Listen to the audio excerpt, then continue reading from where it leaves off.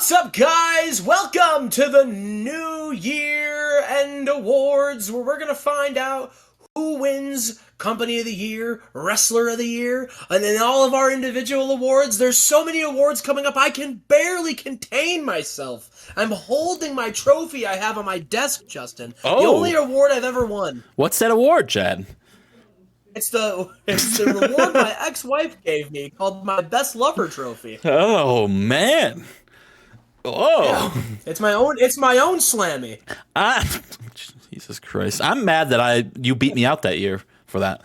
The people are still on Reddit. The Reddit blew up. They thought I was robbed. Well, I don't know what to tell you. They said my quality of work was better. Oh no.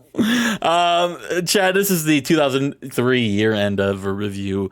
We're now 6 years deep into this save, and I feel as fresh as ever. My creativity is through the roof. We're in 04. Everyone knows what happened in 04. Chad, you remember WrestleMania? Who won the big gold? Who won the Royal Rumble in 04? Everyone's favorite guy. Like it was yesterday. Favorite guy, Chad. Redacted. Yeah. We're going to rewrite the stories. Benoit's not winning the big one this time, brother. Let me tell you right now. If he does, he's not going to be murdering people. Okay. Well, he still might. Jesus Christ. Could you imagine? We're in here at 04, though. It's now time for the award show, Chad. Multiple awards. Something that you really want is on the line, and that's Company of the Year. Something you have yelled at me for rubbing in your face year in and year out. Is it finally the time you win that? Do you win Match of the Year, Tag Team of the Year, all this hoopla? But let's make your predictions now, Chad. Who is your pick for Wrestler of the Year? My pick for Wrestler of the Year. Now you could Now here you can go.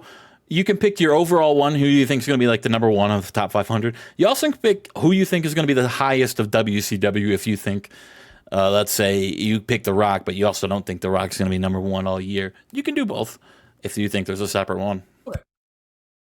I'm going to go with The Rock for both. Oh, the big Rock who just lost the belt at Starrcade. Spoilers if you're watching this instead of that. Why?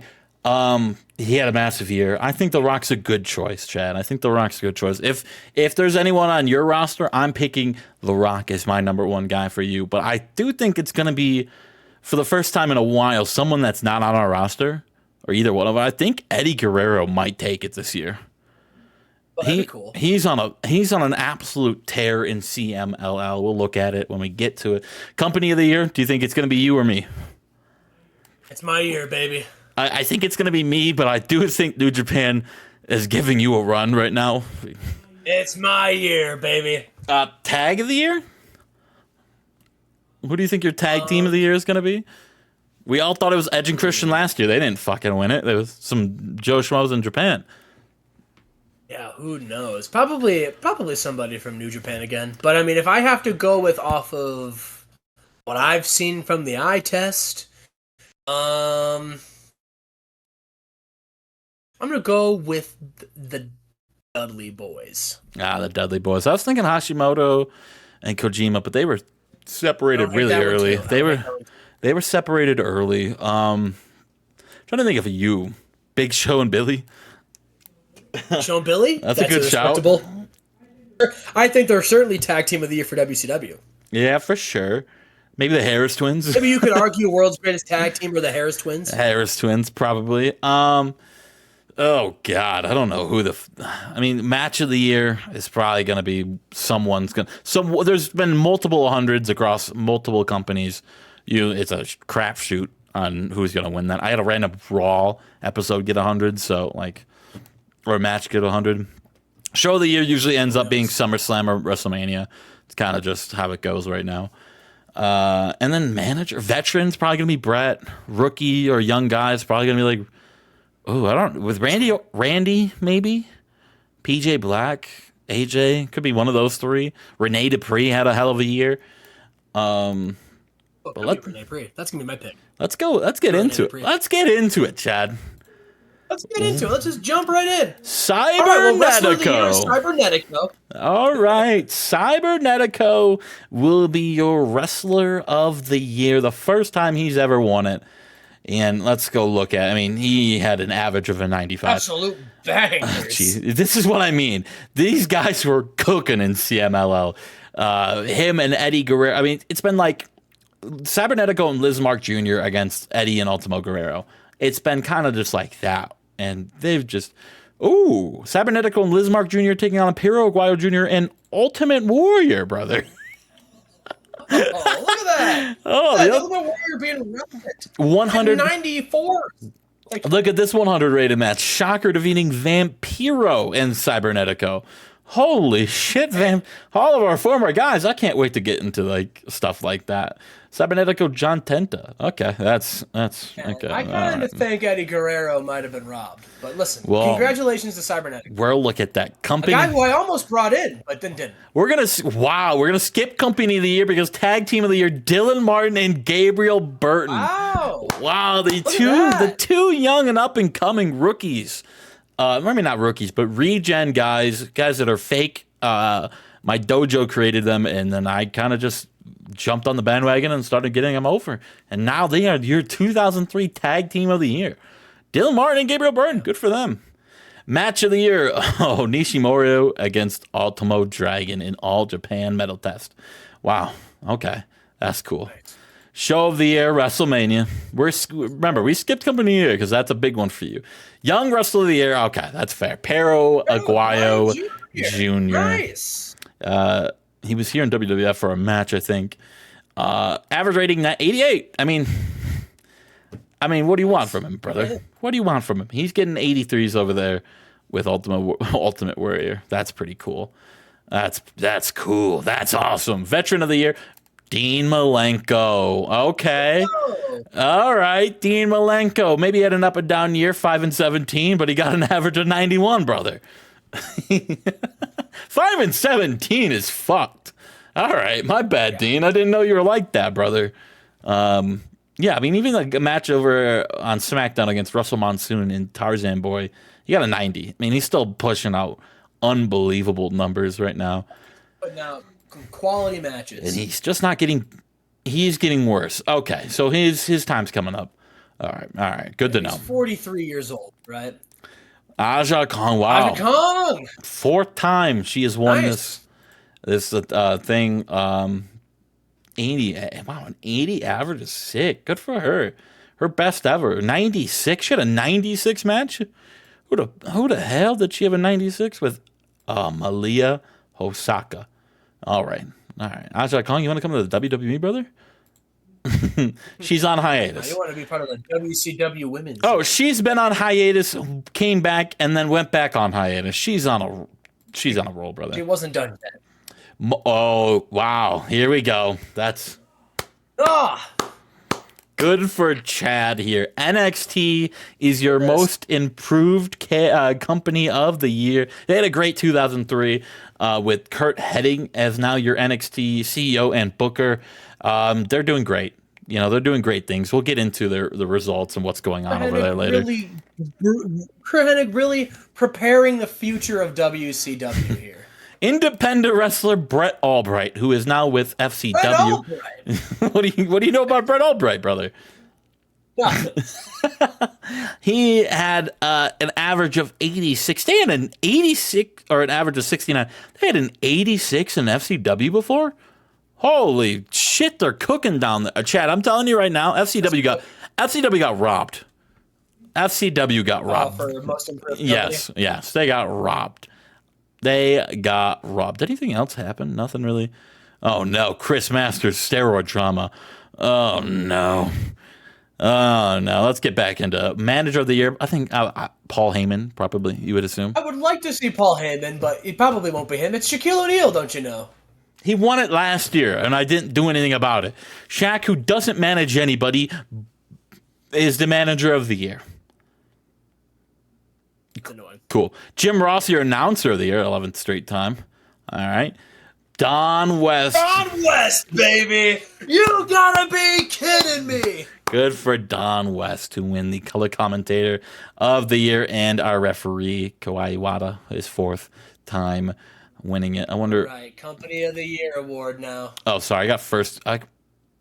Oh, boy. Oh, the big guy! The big guy! Feed me more.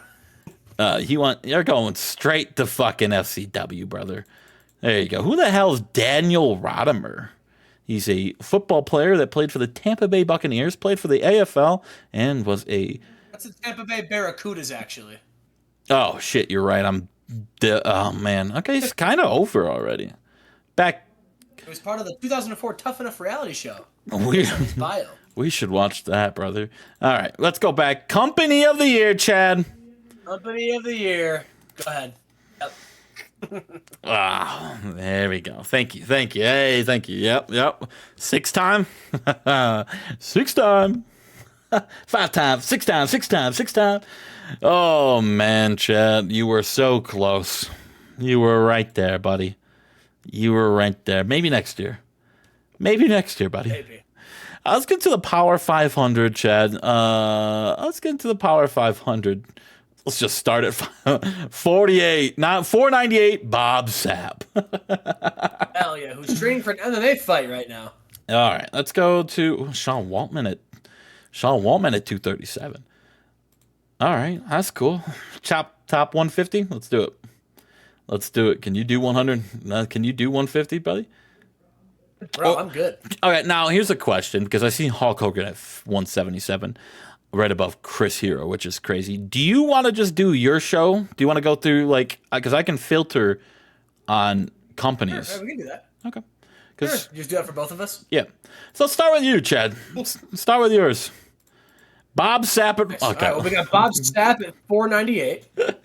Bam Bam Bigelow at 497. His first time. Nice, Drew. Yes. 9-14. A good run for Bam Bam Bigelow. Good run for Bam Bam Bigelow. Drew Blood over there at 491. Drew Blood. I mean, he's gonna be got a big Starcade match. He's gonna be the future, isn't he? Horace Hogan, brother. 2-19. That's a tough. 2-19's tough. That's tough. How did he did 59 average? That's tough. Balls Mahoney at 486. 8-29. 8-29, brother. Had a Starcade match. Welcome back, brother. Mike Crash Holly, man, has dropped over 80 spots. He's 3-32 this year compared to what he was last year, which is 9-23. Okay, you know what? Never mind. He really didn't drop that much. All right.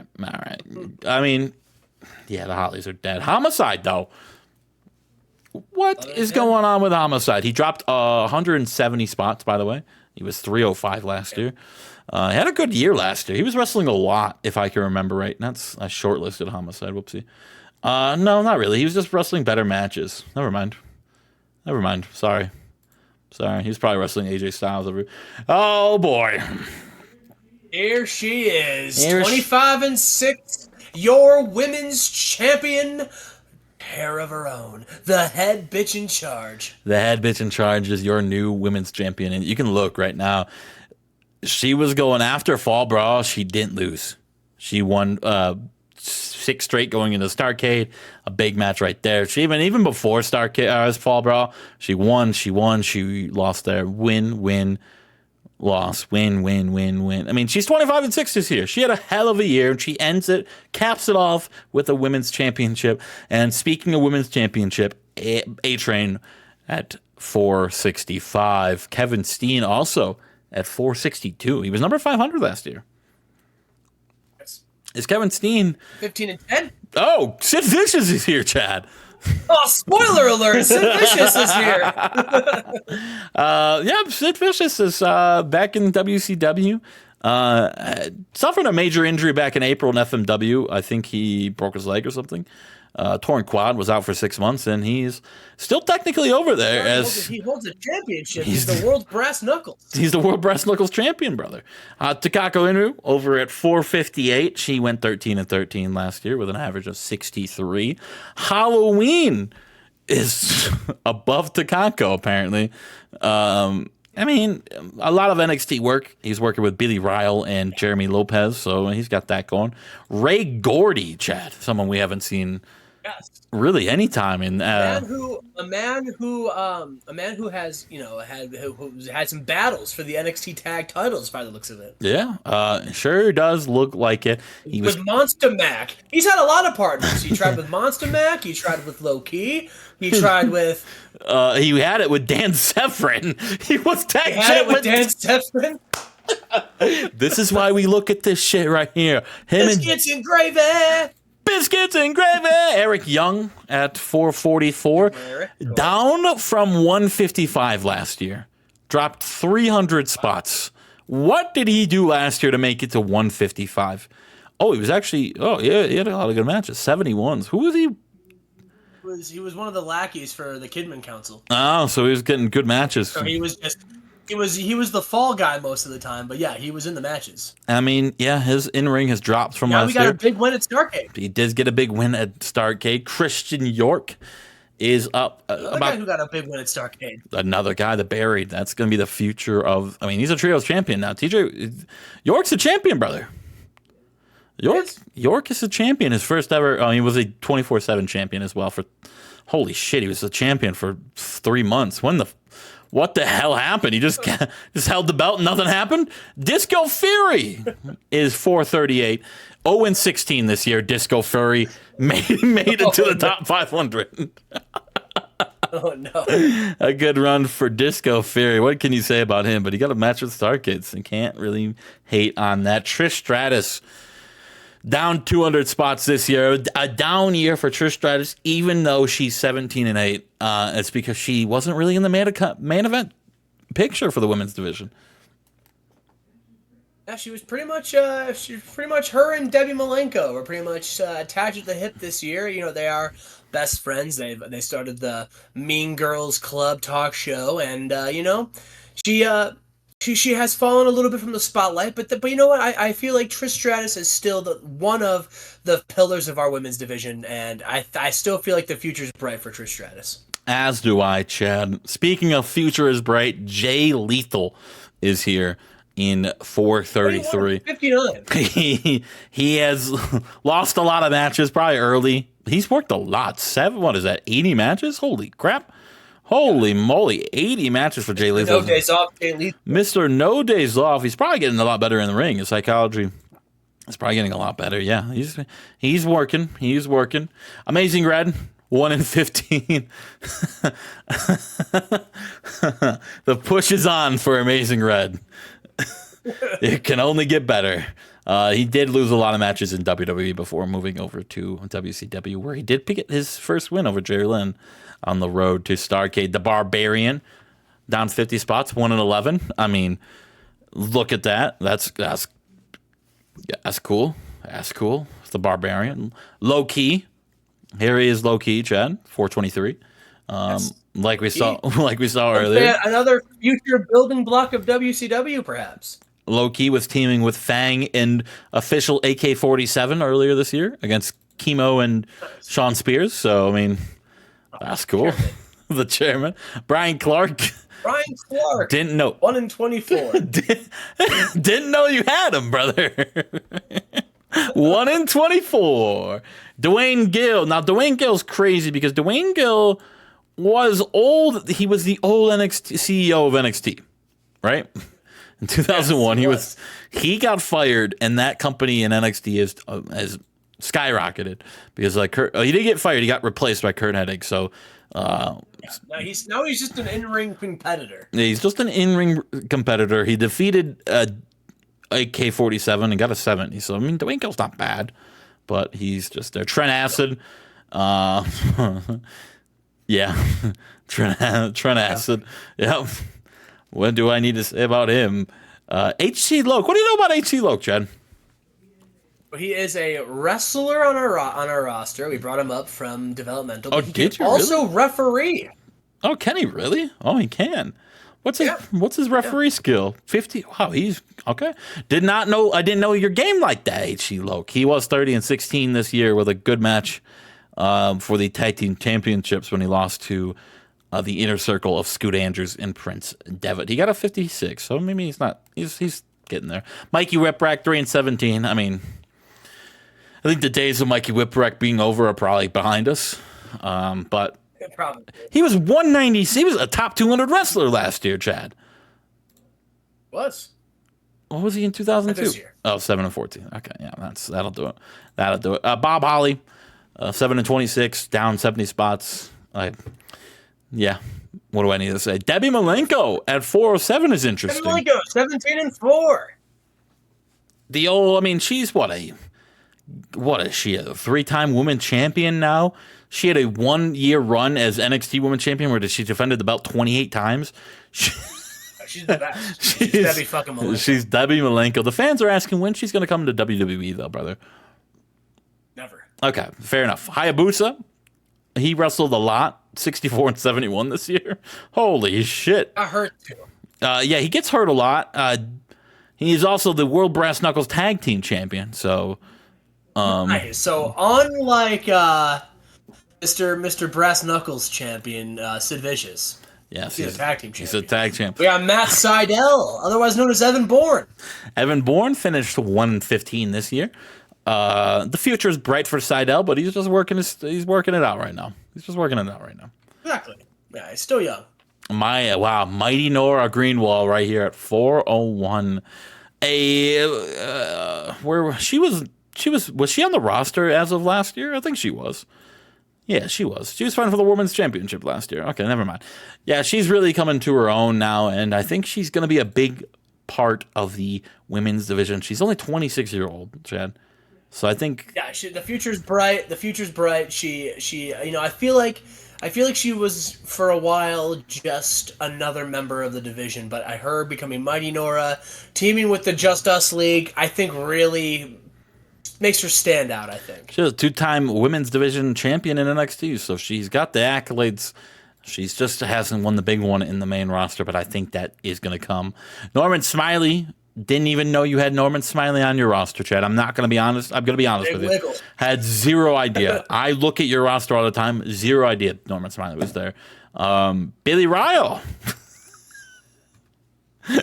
48-16. The kid is back, baby. The kid's back. The NXT legend, Billy, the real deal of real deal, Billy Real, man. He's got his own belt that he made himself. He's a guy. Yeah. We're gonna skip 368 for spoiler alert. Ken Anderson's there, nice. For him. Cole Cabana at 387. Yeah, at 39-16, he's gonna be coming up in the future. When we called him up, he was the reigning defending NXT X Division champion. He's not anymore. Who did he lose that belt to? Anymore, but he was. He lost to. They just took it off of him. Okay, never mind. Didn't even lose it. They just stripped him. They just took it off. Chemo. Yeah, Chemo. Came in from developmental and has been hanging out with the People's Family. Yeah, was he part of 40-46 with 2 draws. Yeah, a lot of NXT work. Shark Boy at 380, down from 171. He's really taking a back seat on the roster, but a staple of that WCW lower mid card is Shark Boy, you know. Yeah, Gangrel. Now this is a man. A man who's really came into his own since coming to WCW, I think. Yes, for sure. As taken over as the member, he's the lead vampire. Gangrel's back, baby. I mean, he was really not doing much the last 2-3 years combined. I mean, he was 0-16 in 2000, and he hasn't really been in the top 500 since 1999. So to see him back in the top 500 for the first time in 4 years is really it's really huge. Nick Dinsmore was on the pre-show. Has not won any gold yet, but maybe someday. But we got Nick Dinsmore, the pre-show panelist and / Battle Bunkhouse Stampede participant. His one win this year was against Dwayne Gill on the Monday Night Nitro pre-show. Nice. Al Snow, his 2 wins have probably come on the pre-show. He's been teaming with Balls Mahoney as a team called the Snowballs. We don't really see them. They're on. Yes. They're never gonna make a fucking pay-per-view, brother. Actually, they made one here. Okay, never mind. They made one there. Actually, they made one here. All right. Oh, they also wrestled on Starrcade. Okay, never mind. Jimmy Yang is 1-13. What's going on here? Jimmy Yang Listen, 1-13. they're great workers, but they're just not winning a lot. You know? Helix Skipper 0-14. 0-14. Well, some of it came on my show, so I won't. You know, he had a good match. Sure. Yeah, Travis Tomko. Wow, that's low for Tomko. 365. Tomko really coming into his own with Chris Candido. He's getting there. He's finally getting there for the first time in ever. His pop. He was 21 last time at this point. There. Was he? Man who had an opportunity at the TV title a couple of months ago, and he has teamed with Chris Candido. He's coming into his own. What is next for Travis Tomko? We'll have to wait and see. What is next for Travis Tomko? What is next for this guy, Claudio Castagnoli? We haven't seen him in WCW since what? Was he on the Tough Enough last year? He was on Tough Enough last year, yes. They have not seen him since, other than a couple matches here and there where he would lose on Thunders or in the pre-show. Former X Division champion and NXT Tag Champion with Ken Doane. Was he really? Wow, he was Ken Doane Tag Team Champion and was X Division Champion for a couple months, cup of coffee, but still had 6 defenses. So Claudio, he's going to be up and coming soon, eventually. And Hansen, who we brought in as a road agent, but still wants to wrestle. So Randy Savage, brother. He had a match on Thunder, he had a match on Nitro, and he hasn't really done anything other than that. Test is going to be a force to be reckoned with. 500, 16-16. We got Quiz, a member of the Flex Express with A-Train and Lex Luger. Came up a little short at Starrcade for a shot at the Trios title, but you said it yourself. The future is bright for Mr. Andrew the Quiz Martin. Yeah, we have Caprice Coleman right above him. Caprice Coleman, 0-15. Most of that on WWE, but has wrestled a few times here on Thunder and hasn't got a win yet, but, you know, he will eventually, I think. He will win eventually. Johnny Swinger. Yes, the ESPN champion. Has not been ranked in the top 500 since 1999 as a man that went from 0-5 in 2002, 3-12 in 2001, and 3-10 in 2000. Has come back and has redeemed himself. Johnny Swinger, ESPN champion. He went on a run on the playoffs. He's back. He found himself. He's more. Back. Scooter Hooter no more. It's Johnny Swinger. Scooter Hooter no more. And, you know, the future is bright. Got a big win against Michinoku as we move on to our next one to be Mang. 1-11, baby. 1-11. He is a face. And of course, there's Lodi. And then Dos Caras Jr. Oh, you're trying to rush through this now, aren't you, brother? Well, I mean, the same reason why we skipped Ken Anderson is the same reason why we skip over Lodi. Oh, yes. TJ Wilson is also right here, Chad. Another member of the Trios champions. Yeah, TJ Wilson, a hell of a year. Johnny. Divine? 4-20? Fake Nash. Oh, it's Fake Nash. Or Fake Hall, one of the two. I don't know. Scoot Andrews, baby. Scoot Andrews, the Scoot who kept his first name. He's been a tag team champion in both of our developmental companies with Jimmy Jacobs, Jacobs and Prince Devitt, and Wife Beater. Oh, you skipped over that one. Prince Devitt, his tag team partner. 32-32. He's been winless since being brought up to the main show, but I think his future multiple times. Or no, he's just had a long run with the X Division title. Yeah, he was a 2-month champion. 2 months champion. And then March to July. March to was it March? It's March May. To July for the first one. Oh, well, that's tag. That's for the tag team. He was dual champion. So dual champion Prince Devitt, Akmo Fatu being brought into the WWE. Known as Umaga.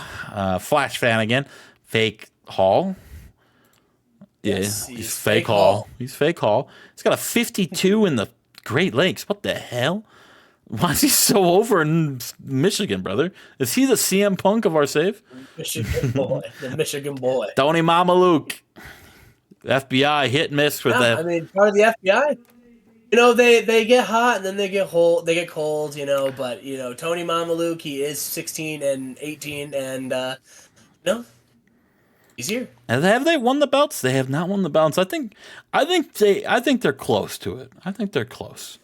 I think they're close to. I think they get a little closer. They get closer and closer. They did. This is the year of the FBI. They did win at Starrcade, and they do got Chuck Palumbo on their side. Scott Taylor, who is a man that was named as Scott Garland, Scotty Too Hot, or Scott Garland for a little bit in WWE, saw the bag and ran and left the WWE after a good program with Stevie Richards, where he was going to eventually take the belt off of Stevie, but said, "No, I want money, brother. Give me money." His second run in WCW. Can't wait to see what's in store for him. Funaki 3-8. What the hell? Funaki, what are you doing up here? I mean, he's been only in good matches, it seems like. Yeah, he only wrestles bangers, apparently. And he's getting 62s, so that's fine. That's not bad. What do you do with him? He's also a FMW World Brass Knuckles Tag Team Champion, so who hasn't held those Brass Knuckle World Tag Team belts? Steve Corino, Chad, in the same spot as last year, 278. Mr. Consistency. Mr. Consistency, 16 and 19. Another one of those teams with truth and chairs that are just trying to find their own way right now, and they'll get there. They're former Cruiserweight Tag Team Champions, right? Former FCW World Champion as well, early in the save. They were never Cruiserweight tag title, whatever. Definitely wrestled for it, but no, they never won. Chuck Palumbo, Tough Enough winner.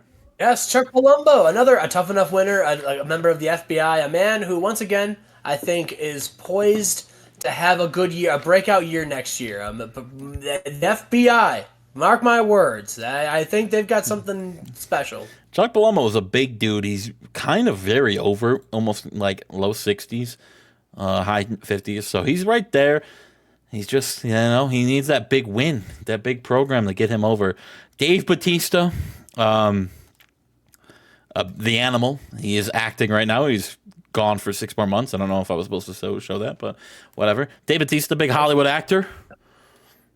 What's Hollywood actor? What movie's he in? A movie? He is in, I think, he is the lead role in a small movie known as The Riddick. Sorry, Vin Diesel. Dave Bautista has taken your spot. Okay. Yeah. Dragon Kid. We got Dragon Kid. 83 and 40. Bro, they just work a lot in FMW, brother. They work so much. Achilles, 27 and 14. He had a good year this year. Yes, he did. Wow. And right now he is known as the hype man of James Gibson, apparently. He's the Greek god, Evan Courageous, the hype man of James Gibson. Ron Killings, same thing we talked about with Steve Corino. He's got one more win with him, more than him, so that's probably why he's above him for some reason. Johnny Stemboli, same thing with the FBI. Chad says it's their time. He did get a loss with Hollywood Hogan, so he did go one-on-one with Hulk Hogan before. So he's been in the ring with the best. Oh man. James Storm, 24 and 3. What a year for James Storm. 24 and 3. I think 242 is too low for him because he had one hell of a year. Went up from 30 to 55 in pop.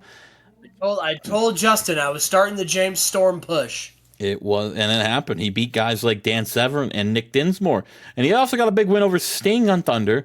He would immediately lose on pay-per-view, but it's AJ Styles. Come on now. He tagged with Joey Mercury before on a Saturday night. That's cool. Bam Bam Bigelow, he's got a win over. Shane Douglas a win over. So he's got big wins. His only losses are to AJ Styles, Bret Hart, and what is his other loss? CM Punk. So those being his 3 losses, that's cool. That's cool with me. Not too shabby. Oh God, Jerry Lynn. Jerry Lynn, 5 and 20. Jerry Lynn, 5 and 20. And I don't think there's much to talk about Jerry Lynn with WCW, right? He's just there to take some matches. Oh my God, I hate the Harris twins, brother. Two-time Thunder Tag Team champions. I don't like these guys. I hate their guts. But 16 and 15, a good year for Ron and Don.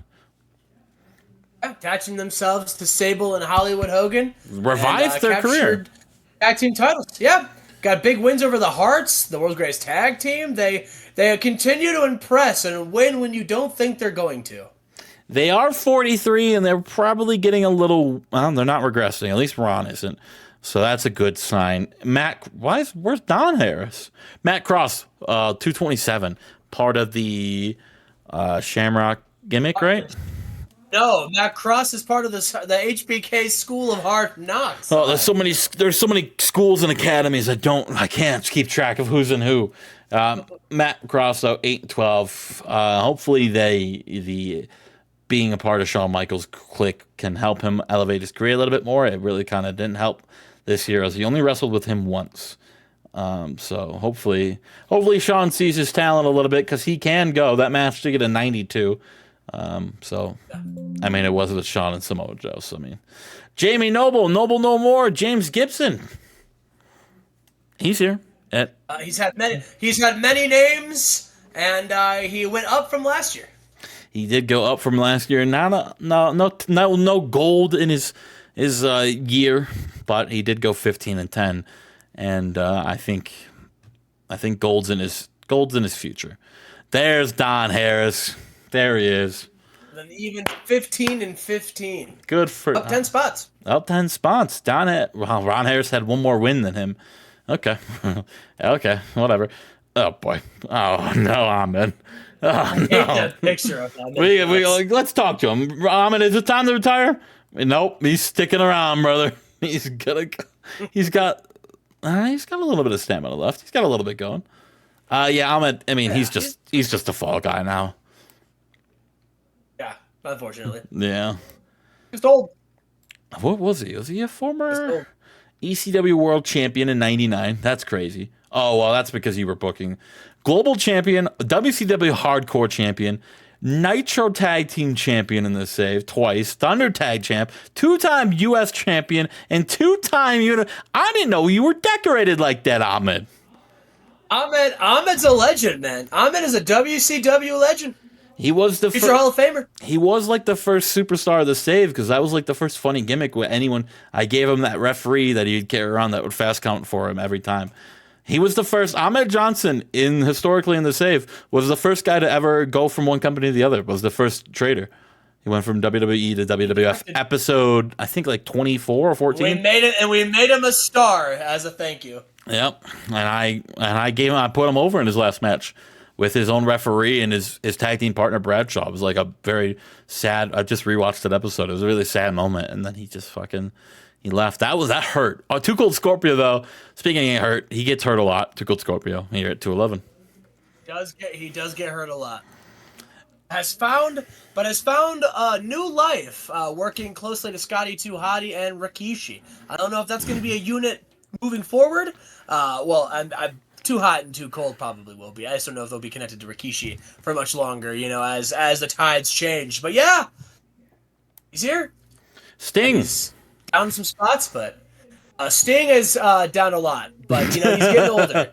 And yeah, he is really kind of just.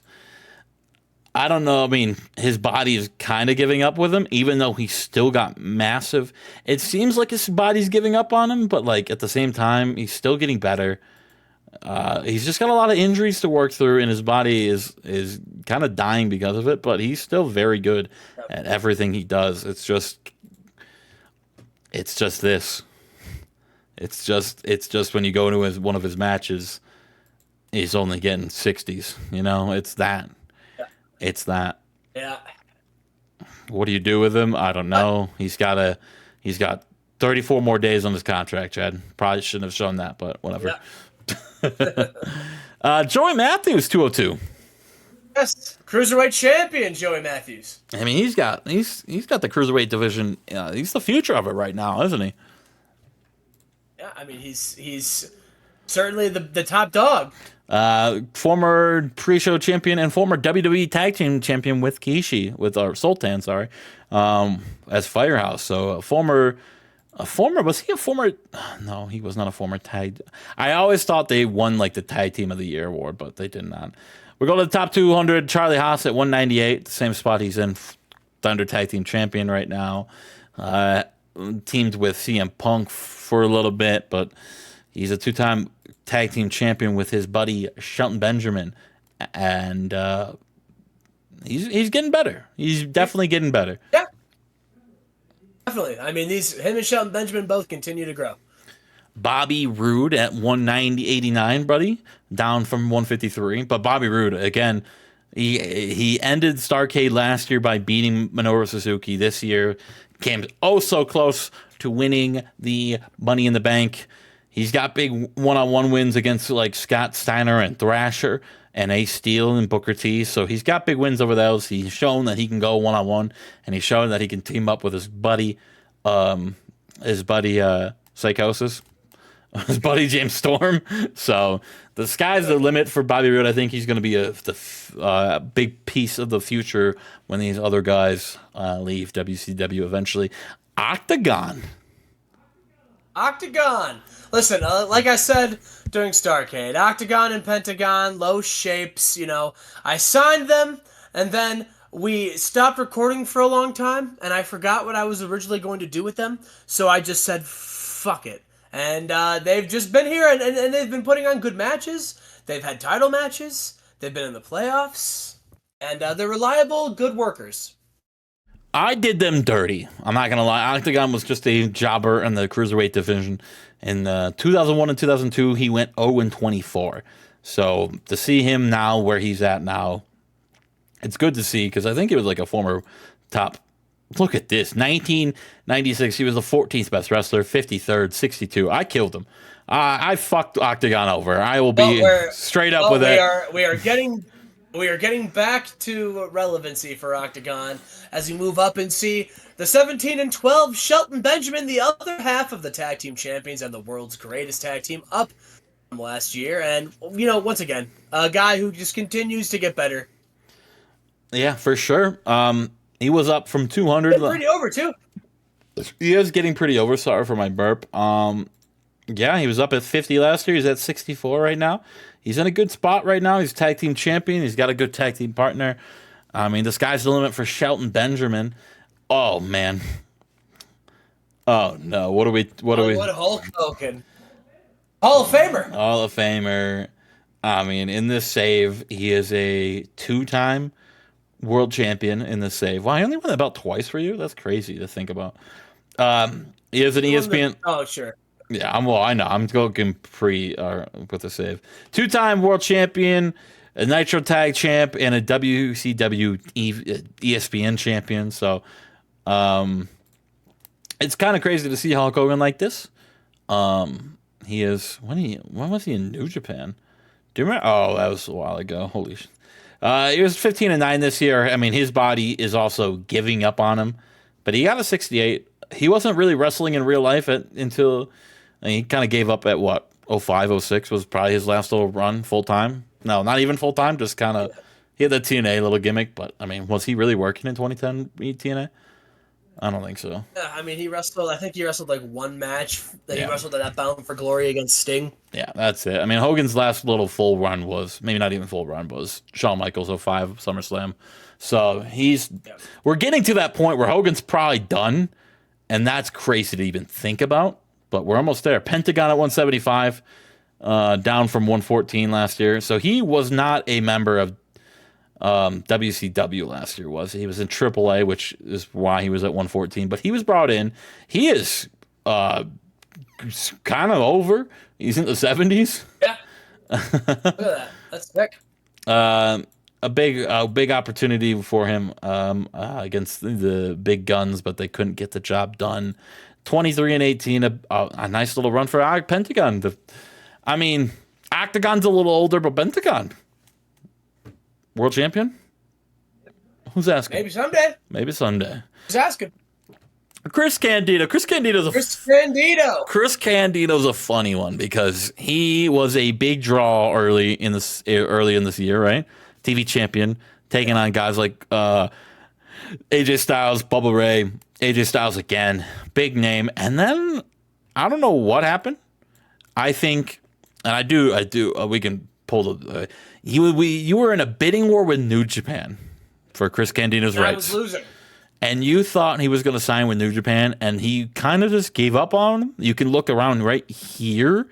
We just started losing a lot, and then he re-signed. Yeah. Yep. So I said, so now we're doing a little bit of a rebuild. I do not think it'll take much to get him back. I think he's already on his way. I think he'll be on his way too. You can look at the popularity thing right here, from 58 to 52 to 50. But he's back. He's getting there. He wasn't.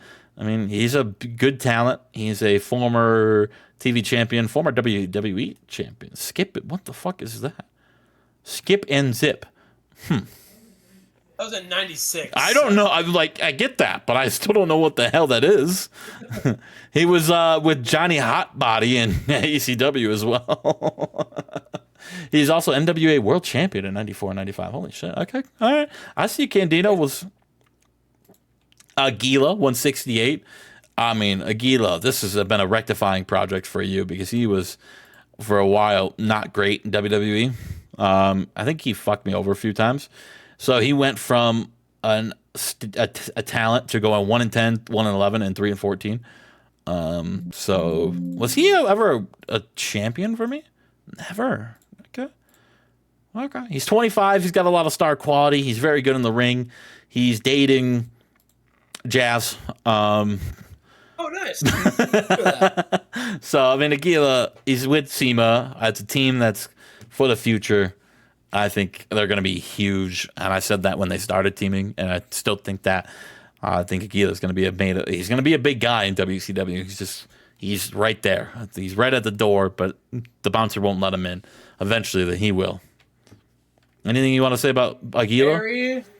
No, I mean, same thing. I mean, Quick City Kingpins, they are a tag team. They came up short at Starrcade, but the future's bright. Well, like you said, I expect big things from them. All right. Perry Saturn, though, Trent. Yes, 18 and 17. You know, he maybe not the most impressive record, but he worked a lot of matches and had a little bit of a career comeback since coming back to WCW. Did not win Money in the Bank. He was slated to a couple times. I went back and forth on it, but Perry Saturn, he's here. Another decorated WCW wrestler. Very much so. A two-time TV champion, a global champion, a hardcore champion, two-time Thunder Tag Team champion with Raven, and U.S. champion as well in WWE, as well as a IWA Mid-South heavyweight champion, and a three-time tag team champion with Cronus. I don't remember that tag name. Someone else can tell me in the comments. It was the Eliminators. Yep. Yep, the Eliminators. Chad's on his ECW hardcore TV run right now. Perry Saturn, yeah. He's getting older. I don't know when does he stop wrestling in real life? I don't know. He's got a lot of injuries too. His body, he is injury prone. He's got 6 in 3 years. It's crazy to think about. He's not getting any worse, but he's not getting any better. He's 37, but he had a career renaissance year, second in the playoff. He did lose first round. Is that correct? He did lose first round? That is correct. But he did get beaten by Ken Shamrock, but it's Ken Shamrock who ended up going to the finals, so it's not a really tough loss. Crawl Chris Kanyon. Mr. Money in the Bank. He won both of them. Yeah, like I said, I forgot to. I didn't make a men's one, so I just put them both up. Former member of the 100 Club, as he had 2 of them with Shawn Michaels and Chris Jericho in a one-on-one match. He's very good. Chris Kanyon is very good. And now he's got the Money in the Bank contract, so that almost guarantees potentially a world championship for Mr. Chris Kanyon. Which would be his first one, Chad. His first one. A lot of mid-matches this year, but not, I mean... when you put him into the main event guy like Shawn Michaels, a 99. So when Yeah, you, I mean the guy. I mean injury derailed him. But he's back. yeah, he did shatter his elbow. Was out for a year. Wow, is that true? Did we have Yeah. surgery for him? Because that was in April 3. He was able to do get angles, so I had him on TV a lot. But yeah, he was not active as a wrestler. He was only so. I mean, I think that surgery saved him a lot of time, right? Because this was supposed to be 14 months in April, and he was back in November. So he had a hell of a surgery, a hell of a recovery, a hell of a rehab. Because right now he should be out. If that didn't go right or we didn't do it, he'd still be out until what, July of '04. Like he would still have 8 more months on the shelf. That's unbelievable. I did not realize he came back. Amazing recovery from Mr. Canyon. Good for Chris Canyon. We have Ace Steel at 160, the bounty hunter, former trio champion, a guy who came in and he beats people for, that's his love, beating the shit out of people for money and profit. Former big guy in WWE, European light heavyweight champion, world tag team champion. Has he had that run in with CM Punk yet over here? He has not, but Sorry if I. we got stuff to say. His debut match was a World War III match. Okay. Oh my God, do you remember that? Where you're like talking about the World War III, and then you're like, "Oh yeah, Ace Steel was here." Oh yeah, Ace Steel was here. Ace Steel 160. Lash LaRue over Chris Canyon and Ace Steel. Oh, this game is a craziness, Chad. Tell me about Lash LaRue here. Yeah, I mean Lash LaRue, he's been in the dojo with Ken Shamrock, Samoa Joe, Randy Savage, and Vader, and he is slowly getting better. Another young guy, the future of WCW, the protege of Ken Shamrock, and gets injured a lot. Doesn't get injured that much, but he did injure Johnny Stamboli, which is why they have a simmering tension. And he's also the protege of Ken Shamrock. He's getting better because of that, because Shamrock's getting this kid over, or at least better in the ring, which is cool to see. It's Lash LaRue, baby. What else do you want me to say about him, brother? He's good. Exactly. Has he ever won? He's good. Never won. He's won the tag team belts with Zandig. John Zandig. That's crazy. SEMA 155. Same thing. I could say everything about SEMA that I said about Aguila. He's He's gonna be the future, I think. I mean, look at 89 star quality, 88 sex appeal, very good numbers. Like we were saying at the Starcade recording, he got an 87 in that match against the world's greatest tag team. He had a great match with Bret Hart. He had a great match with CM Punk. I mean, these are all losses, but still, he's got good matches. Goldberg brought a lot out of him, too. So SEMA has been in the ring with the best, and I think it's only going to be a matter of time before SEMA's holding world championship gold around his waist. Sasuke at 145, Chad? Yeah, of course. Great Sasuke. He has had some battles with Michinoku over the cruiserweight title, and has not been able to get his hands on it. But it is a goal of his. I have it on good authority. It's one of his 2004 goals is to win the cruiserweight title. Did we ask him? Hey Sasuke, what's your big goal? What's your New Year's resolution? And he says, win the Cruiserweight Championship. He came so close to it earlier in the year, losing to Taz in a triple threat match at Super Brawl, and really wants it because it's, he hasn't been a champion before. He hasn't been a champion since '01, where he was WWE pre-show champion, two-time IWGP Junior Heavyweight Champion as well. So Sasuke, I mean, in real life, a legend of the game. But in this, he's the booker of Michinoku Pro? I think he was for a little bit. I guess so. Not anymore. They're bankrupt. Samoa Joe at 144. This guy, I will say, Chad, probably one of the biggest downfalls anyone's had this year. Yeah, he kind of took a little bit of a back seat, but this story was about that. He was on a bit of a losing streak, started teaming under the mentorship of Ken Shamrock, and also got busted with steroids. So we've been, he got depushed a little bit. And that's, it is what it is. He's lucky he still works here. Yeah, it came at a time where it didn't matter as much. He wrestled at Starcade. and won at Starrcade, so that was cool. So he got popped in May, and he was beating up to all the Japanese guys. Remember that? Tenzan, Tanru, Yeah. Ultimo Dragon, beating them up, and then after that, it was kind of really it. He had that unbelievable feud with Big Show that was 2002. This year, kind of just, tag matches with Lash through. That's really, he hasn't had a singles match since June. So that's really what it's come down to. It's kind of, like you said, he was in the back seat. He's just mentoring his boys, and his time will come. He's a machine. Yeah. Still very young. Former Universal Champion. So. He's already a former Universal Champion. So he's only 24. It'll come for that. Oh my God, Roadkill over Samoa Joe is crazy. Yes, Roadkill, otherwise known as Relic. I like how we can say that, but other people we couldn't say who they were. Roadkill, yeah. I mean, the Wicked are crazy good. Yeah, what more can you say? Roadkill is unbelievable star quality, by the way. Will he ever live up to that star quality? I don't know. I don't know, but who's to say? Who's to say? 140 is Rikishi, who has come over here and he's been a bitch. Let's be honest, Chad. He's been bitch boy. Chad. Tell me I'm wrong. He's been in a feud with The Rock, trying to fight his family, and he has not came out on the winning end. So true. He is. What is he in WCW? That is the real question, because there's some WWE things. He is 5-10, so not as good as you would think he would be, but he is Rikishi. He is a former. Don't look at that, Chad. It's the lowest he's ever been.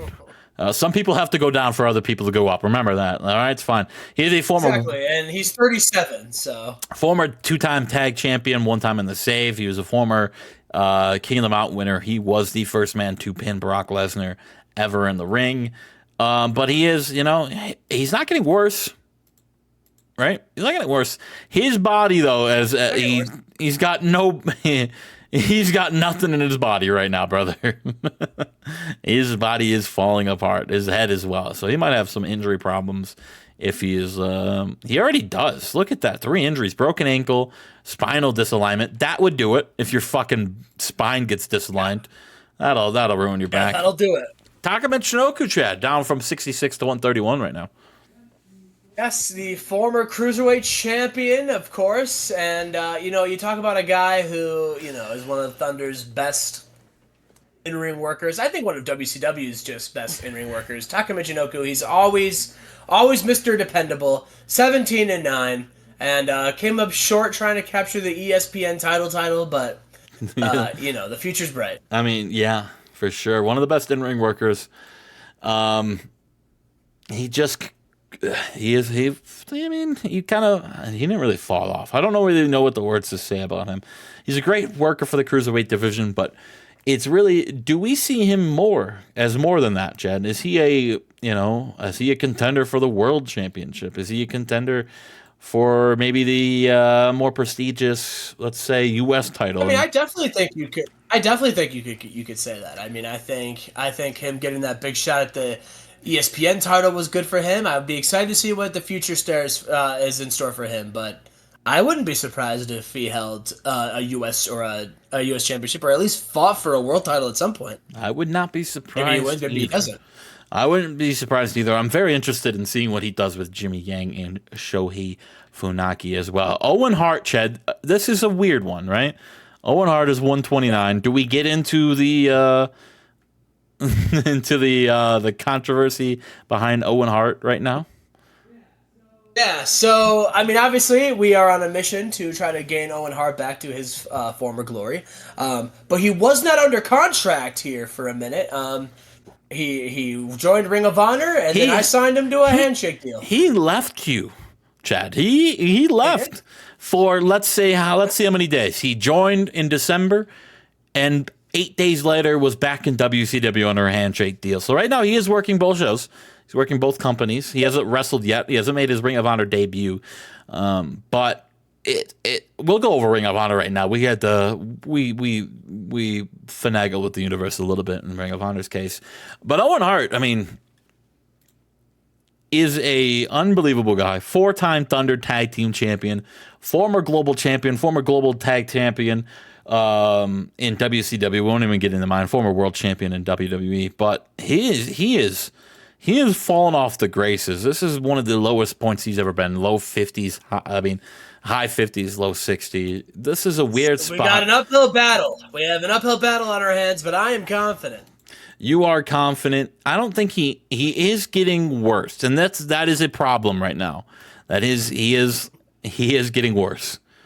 And it's hard. This is a weird one because I don't know how to manage his skills because I don't know how long he would have wrestled, right? So I don't. Yeah. So he might be just done in the next year and a year or two right now because he is getting worse in every stand of the day. So. What do you do with him? I don't know. We'll see. We'll see. Maybe he has a career renaissance. Maybe he finds the will to live again. I mean, Ric Flair's still going, so why can't Owen Hart, you know? He's a Hart. He shouldn't be getting worse than anyway. Ricky, oh my God, Mil Muertes, Ricky Banderas. Mil Muertes. He's up here. His average ratings kind of skewed a little bit. But he's still a dominant force in WCW. He did lose at Starrcade. He did lose to Ken Shamrock on Nitro. He did lose to Chono and Suzuki. He did lose to Suzuki and Raven. He did lose to Kendo Cashin and Ahmed in August. He did lose to RVD and Raven. He did lose to RVD. But in June, he beat the low shape. So he might be on an 8-loss losing streak, but he used to be there. What is he getting in ring? 67. This is a guy I wanted to push so bad in WWE. Yeah, I mean, he's part of the Wicked, and the Wicked Abyss kind of took the driver's seat of this little group. But who knows? I feel like that unit will get back on track here soon.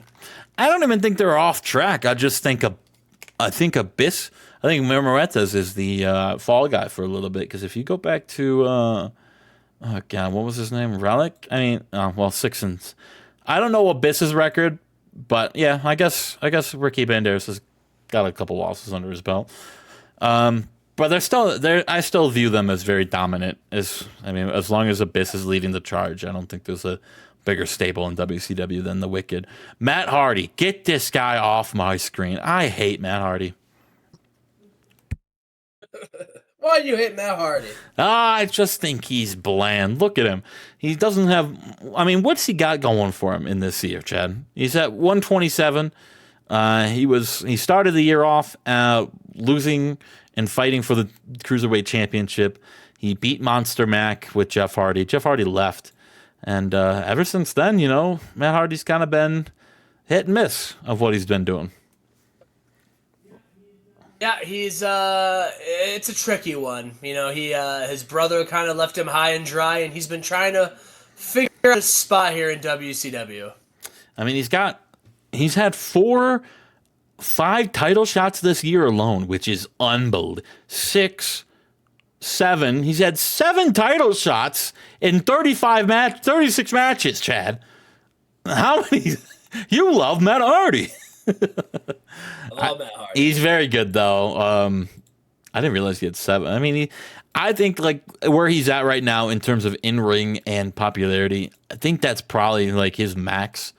I think we've hit his ceiling, which is unfortunate, but it's still a good ceiling to have, right? He's still getting mid-70s. Sure. I just, in my eyes, with him right now, I just don't see him as a future world champion. He is a. He is apparently a universal champion. As Surge. So I think what happened when Surge? Well, I don't fucking know. It said -1 to -1. So who knows? Let's just get off of Matt Hardy. Scott Steiner 126. Scott Steiner, Chad. It's 5 a.m. I know. You can go to bed whenever you want. I can carry this as long as we need. Remember that. All right. I know. I'm going to at least make it through the WCW rankings. But Copy. I am fading. I'll be I honest. know you are. I finished my coffee, but we got the big bad booty daddy here. The former trios champion, a man who came back. He fought alongside his best buddy Booker T as part of the Eaton Empire. I don't even really think he gives a fuck about Bobby Eaton. But him and Booker T, you know, they got a history. He's gonna help his boy. Ace Steel, the bounty hunter, has been with him, and you know, former trios champion. It was a short-lived run with the belt.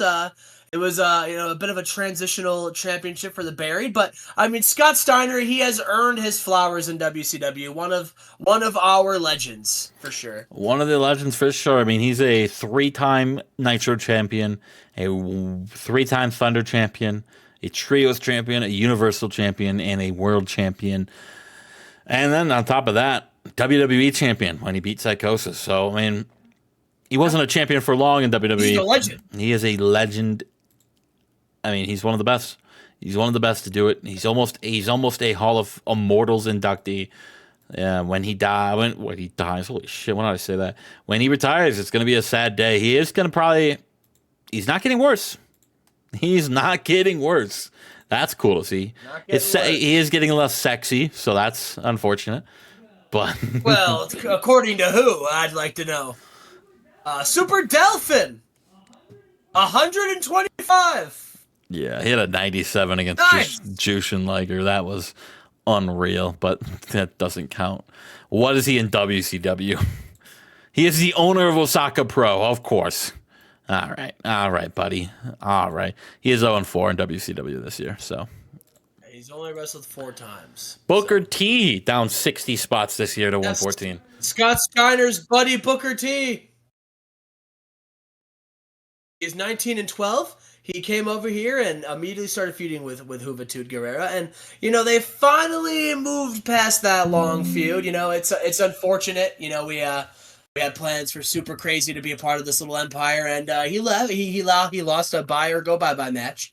And Booker T, you know him and Scott Steiner, Ace Steel, they won the trios belt, and now that that's done, what's next for Booker T? A man who Scott Steiner may not be getting worse, but we cannot say the same about Booker T. We can't. Is that what you say? We can't say that about him. But we cannot say the same thing about Booker We T. cannot. He is definitely getting worse. Star quality is still great, but his sex appeal is going down. His menace is staying the same. Yeah, he's getting a little. He's 38. Yeah, but he is a former 12-time tag team champion in WCW. 12-time. Jesus. Trios champion Never as well. Never won singles belt. Though. Not in your company. He was an IC and United States champion with me. I realized his potential as a singles guy, but he just hasn't won the singles one with you. His lowest spot since ever in the top 500 in the 114 spot. Kip James, brother. Can we talk about the renaissance in 2003 of BG James and Kip James? Of course we can. Listen, and you would think that they'd be coming up together, but separately on different companies. Kip James still finding tag team success as Billy and the Big Guns, and BG James, you know, he tore it up on the Indies, and now he's back in WWE. Yeah, did he tear it up? Oh, you're talking about BG James. I'm like, I don't remember Kip James being a fucking indie guy. It was BG James. Kip James though was in 2000. Was involved with the police, and that's why he was fired. He was immediately wrapped up and signed by WCW. He's had a great year this year as your 3-time Nitro Tag Team Champion. Won the belt 3 times this year. 3! With the Big Show. So every time they lose it, they lost it and got it back in maybe 5 days later. Lost it, got it back a month later. So whenever they lose it, they get it right back. He was also an Intercontinental Champion in WWE in mid-2000s as well. So I know, Justin, you're a big fan of the Big Guns. I'm more on him now than I was before. Psychosis at 100. What do you feel about Psychosis? 12-16 this year. I mean, listen. I mean, you talk about legends of WCW. Talk about the old guard. I mean, Psychosis still has a lot in the tank, I think. But I mean, he definitely. I mean, he's Chef Psychosis. I mean, you said it yourself. One of the greats of WCW, and I'm happy he's back. We missed him. We missed. He's only 32 years old. He is a three-time Universal Champion. Has yet to hold gold though since arriving back in WCW back in let's say April. So when is that going to happen? I don't know. But I mean, he is shown that he is one of the best to ever do it. He is, he's Psychosis. He's Chef Psychosis, one of the big name guys. When you think of this save, you think of Chef Psychosis. Shane Helms though at 96, down from 64. Shane Helms, the Hurricane. The Hurricane, Shane Helms, he's had, he'll get pushed and then he'll lose and then he'll fall back a little bit. But he got a big win at Starrcade in the 4-on-4 match, and the Just Us League has now added Mighty Nora to it. And I feel like momentum is on their side. You can really see the where you went from last year, Shane Helms being a main event presented guy, fighting Shawn Michaels for the belt. You can see in this booking screen right here where you stopped doing that. And it was right about right here where he lost at Spring Stampede. Ever since then, just slowly getting worse in the match ratings and who he's actually fighting. Shane Helms was a big dog, still is a big dog. But like I said, yeah, he was fighting for the World Championship in March, and then in July was barely beaten Stretch and Matt Sydal. So he's an interesting one. He's got the talent. We've seen it before. But right now he's with that crew right now, and eventually when that crew dies, he'll main event talent again. He had the opportunity to come to WWE before, but he said no. He's going to go stay with WCW. Loyalty in Shane Helms. Well, Kendo Cash. speaking of, they got Kendo Cashin, of course, the protege of Shawn Michaels, and 14 and 17.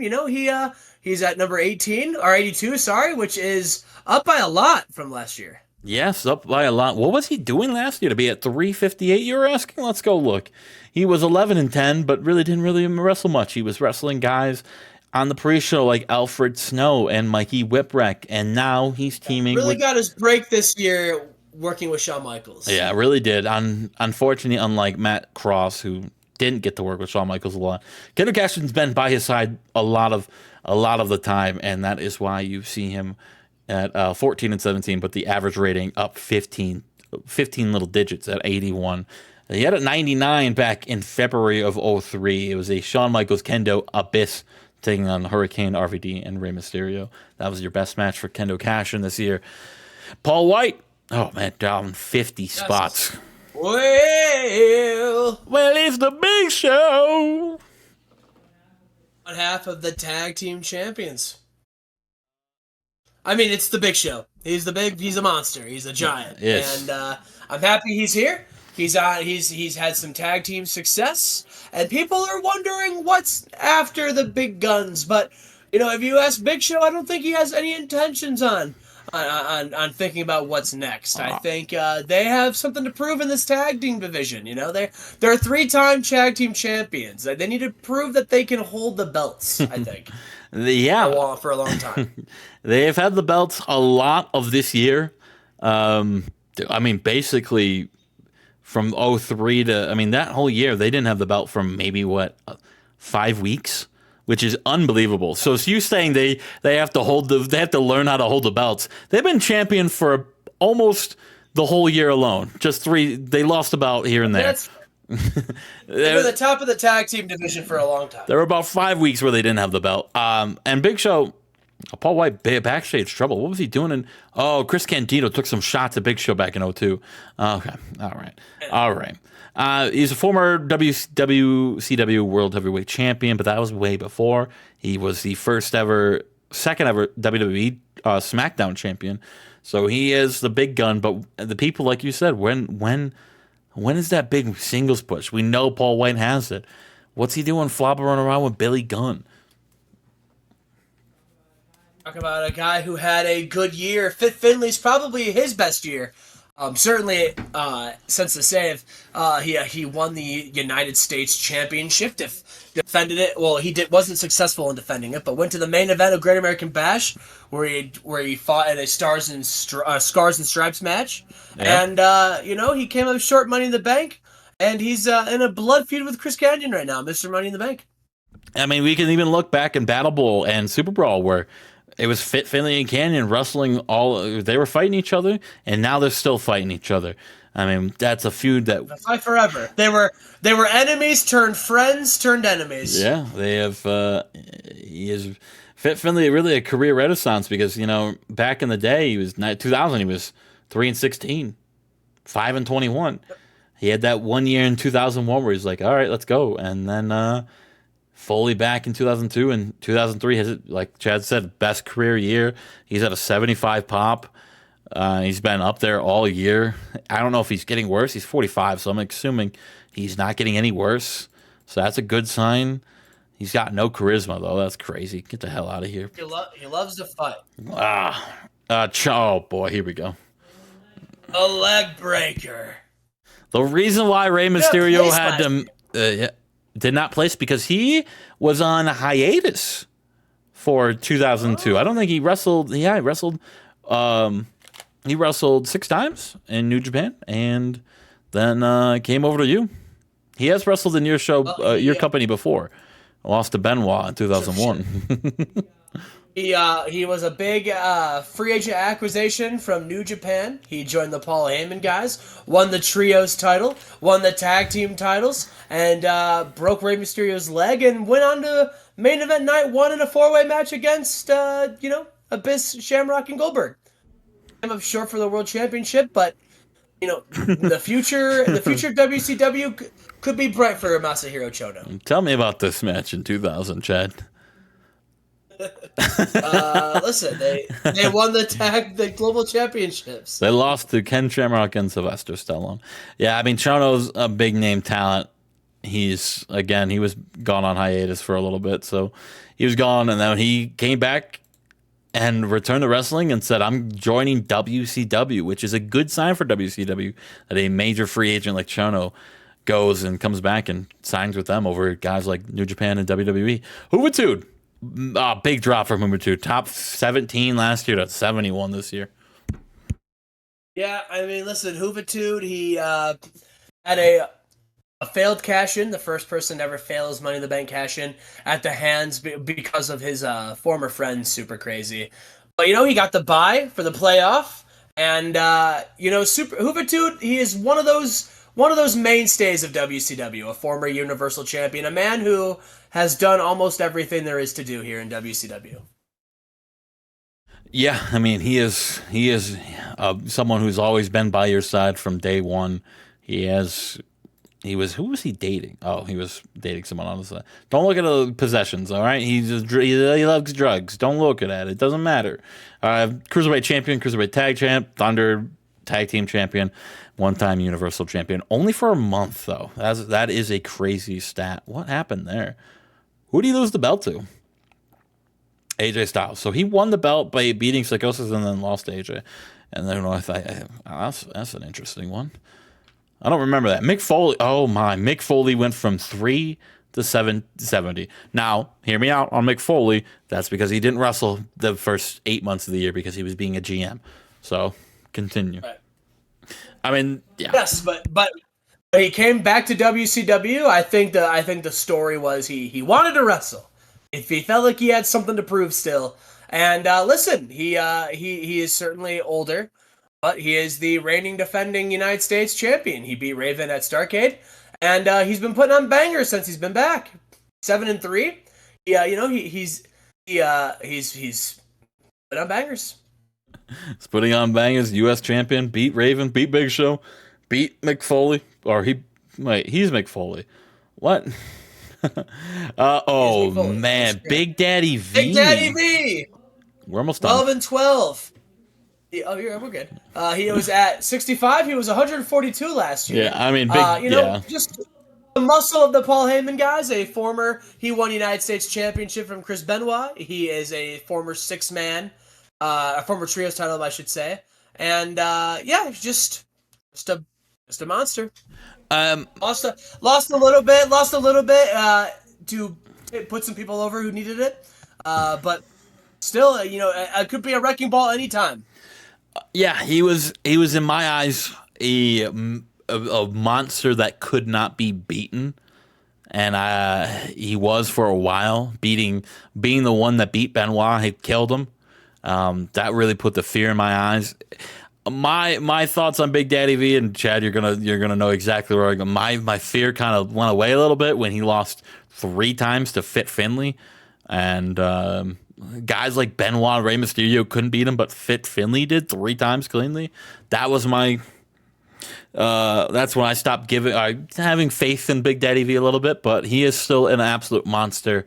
I just look at him a little differently now, post Fit Finley's feud. 12-12 though. I mean, yeah, that's fine. 99 with Goldberg and those guys. What's next for Big Daddy V? I still think he's world champion material, but his problem is he's a big fucking dude and he's got no stamina. So trying to go more than like 15 minutes for Big Daddy V is a tough ask. A tough ask. Abyss right above him though. Also Yes, up a massively. Abyss. Yes, Abyss probably had the year of his career. Of course, he won the trios title with the Wicked, and then he accidentally won the trios belt with Rey Mysterio and Finley, and he main evented Starrcade. I forgot. I forgot about that. He won the titles with Ray and Finley. That's so funny. He is a 2-time PPW national champion as well. So was he working the indies for a little bit? That's interesting. Like it. That is very interesting. I forgot he was 2000. He was just working the indies for a little bit. Came in and beat Sandman for the title. So that's cool. That's cool. That's cool. And he came out on the losing end at Starrcade, and people are wondering what's next for the Monster Abyss. I expect something wicked. Abyss being 18-11, but having that streak of I've never been pinned before in a singles match is crazy. You would think someone who's been like undefeated would have a better win loss than 18-11. Shows you how how much of a loser the other Polyman guys are, or the Wicked guys are. Sorry. Ken Shamrock, my love, my joy, one of the greatest to do it.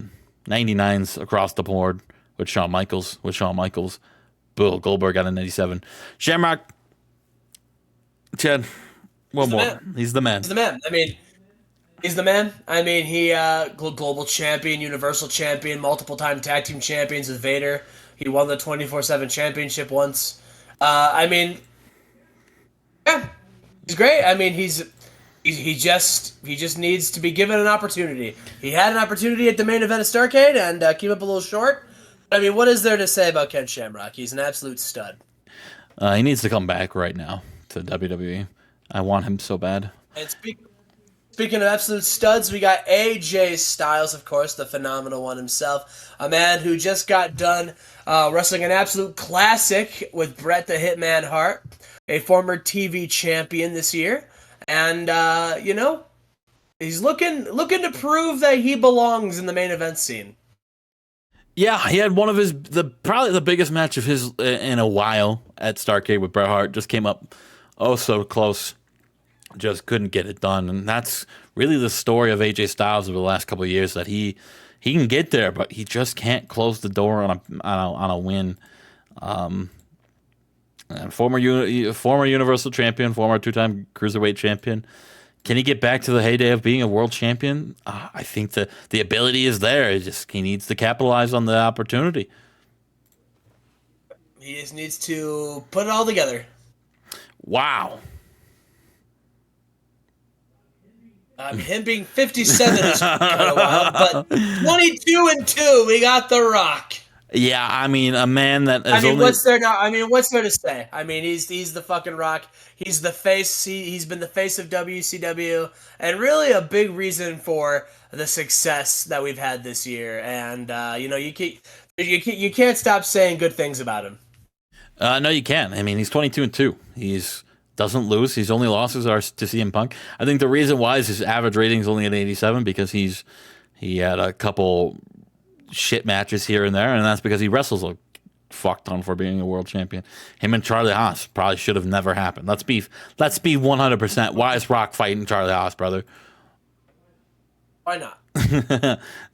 This match, him, Kishi, and Hart kind of stunk. That stunk. But I mean, Yeah, it wasn't great. but if you just look at his individual specific in ring performances, I don't think he's ever had less than like a 92. So I mean, The Rock's one of the best to do it right now. I mean, he's not as over anymore because he lost the. I can't wait to look at CM Punk's overness after the win over Yeah. beating Rock.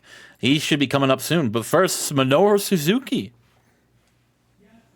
Yes, the original. I mean, maybe not the original Paul Heyman guy, but I mean Minoru Suzuki. He's had Heyman as his manager for a long time, and he is always a dependable worker. I mean, he's Minoru Suzuki. He's an absolute. He loves to fight. He's an absolute killer. Like I said, he's kind of suffered where Big Daddy V was. He had to. You kind of have to put some people over. So he's had some losses, but Suzuki's one of those guys where he can get momentum back on his side quickly. For sure. I mean, one of the OG WCW signings, right? We brought him in super early. Two-time Universal Champion, three-time and Nitro Tag Champ, two-time fucking Trio Champ, Hardcore Champ. Rob Van Dam, Benoit, and Shono. Yeah, I mean, he's done it all with a lot of people. He is 35. He is getting a little older. Is he getting worse? No, not really. But again,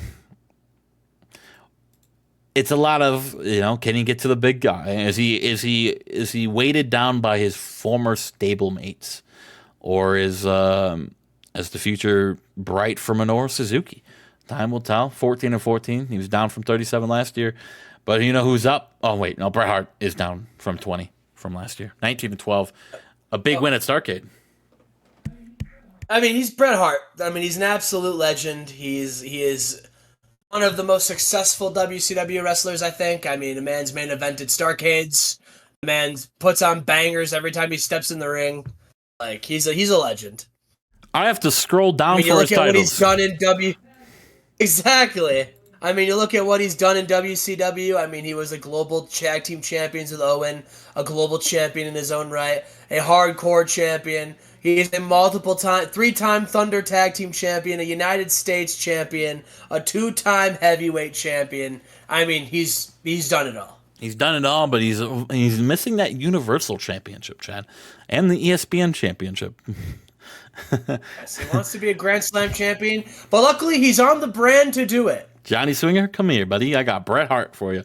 He's 45. He's never getting older. I mean, he's only getting older, but he's not getting worse. He's still getting better somehow. He's probably getting less sexy. Yep, a little bit. He also, Rikishi killed one of his family members. Remember that? Murdered somebody in his family. Yep. I wish it told me who gave him a medium concussion as well, but hard to tell. 36, CM Punk. We got the Universal Champion CM Punk here, and I mean, listen, he's poised to have. I mean, he's the Universal Champion. He beat The Rock and got up massively for it. So, I mean, what's next for CM Punk as the champion? We'll have to see, but I'm excited. 23-13, a massive year for CM Punk. Had 100. I think you're only 100 all year. CM Punk's second 100, as he had a one with Taka and Steve Stone Cold in a tag match. Punk's only 25. The world is his still. He's super over. He just beat The Rock at Starrcade, the biggest win of his career. First time being a world champion. What next for CM Punk? Yeah, I mean, who's going to be the first person to feud with CM Punk? Only time will tell. Probably we Rock. have our other world champion, Bill Goldberg, 21-1 this year. And I mean, listen, he's Bill Goldberg, right? I mean, the only person he's lost to was The Rock. Everybody else, he's just destroyed. He's the world heavyweight champion. He won a four-way where he was the Army of One. And who's gonna stop Bill Goldberg? No one. What was he doing from February to June? Did he get hurt? He was just off TV for a bit. Okay, I was like, oh, remember he was a WWE guy for a little bit. Came back to WCW after just not enjoying it. Was a never won a belt, never won gold in WWE, but is a 4-time world champion, 6-time world champion. Sorry, he's 2-time Universal, 4-time world champion, global champion as well. Won the TV belt early in the save. So Goldberg, I mean, it's Goldberg, brother. It's Goldberg. Now He's the best. here's the thing. I mean, if he wasn't so over, man, his stats aren't great. He's got a little bit of a safety issue, but he's getting better. When does he start declining? He is getting less sexy. His body's kind of getting a little worse. This is what I'm saying. It's 0-4. Goldberg. The Goldbergs can't last forever, you know, and that's gonna be fun for us because a lot of Chad's roster are older dudes, so it's gonna be fun for. But until then, let's not worry about it because Goldberg's still dominant. Raven. Now this is Raven's highest spot since 2000. Nice. I mean, he is fully back. You know, he kind of had that tag team with him and Owen Hart. While it sounded good on paper, it kind of hurt them both. And it's been a long climb back up, but I think he is fully back. He was the United States champion. Put on just classics, you know, and yeah, I mean, he's Raven. What is there to say? He is Raven, U.S. champion. I mean, what a year for him. Talk about a guy who's done it all in WCW. I mean, his title history is you can cruiserweight champion, two-time TV champion, hardcore champion twice, Nitro tag champ, 3-time Thunder tag champ, 3-time U.S. champion, and a 2-time world champion. I mean, he's done it all, brother. He has done it all. He's seen it all, and he's a ride or die WCW guy. Now the problem with him is his body's giving up quickly. He's getting older. He is getting older, and it's happening quick. Raven doesn't last long in real life, so it's kind of it's ride or die for Raven. And is this going to be his last year on top? Will he have enough in the tank to ride out to 04, to the end of 04 to 05? We'll have to find out and see. But it's quick. Does Raven have another world title run in him? That's the more important question. Does he have one more in him to become a world champion, or will his body give up before then? Because it's happening quickly. It's happening quicker than others. I think there's probably like 1 or 2 more guys above here. It's Rey Mysterio at 14. Yes, Rey Mysterio. He unfortunately, you know, he won the world championship and then he lost it to Rob Van Dam and then broke his leg. So he didn't really end the year on the highest of notes, but I mean, he's Rey Mysterio. I mean, he's one of the very best in WCW. He went down 1 spot from last year, and you got to assume that once that leg heals, Rey Mysterio will be right back. Probably, and he's still on the shelf for 6 to 8 months. I don't want to click his profile because it'll show how long he's out. And but Rey Mysterio, fuck it. He's out. It doesn't say. Good. 5-time cruiserweight champion, 2-time Thunder tag team champion. Had a week with the trios belt for a little bit. Those tag team titles weren't around for a while, but it doesn't matter. World heavyweight champion 3 times. I mean, he's Rey Mysterio, brother. He is one of the best to do it. He's only 29. He's got so much ahead of him. It's Rey. I mean, is he getting worse too? I feel like he's getting worse. No, he's not. Never mind. I'm losing my fucking mind, aren't I? I'm just paranoid now, brother. He's got 0 legs though right now, and his leg's broken. Now this is crazy because I've also seen 0 before, where Mark Jindrak retired because of it.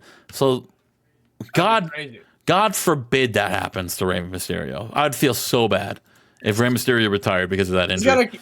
He's got to come back and beat Masahiro Chono for breaking his leg. Yeah. And your number 1 guy, Chad, number 13 is your highest this year, Shawn Michaels. Your number 1 guy. Yes. I mean, the bread and butter of WCW. I mean the highest paid free agent in WCW history. The Heartbreak Kid, the 5-time world champion. He's only 4-time. Or maybe the fourth time. Well, four time. But he's Shawn Michaels. He's the Heartbreak Kid. He's the man.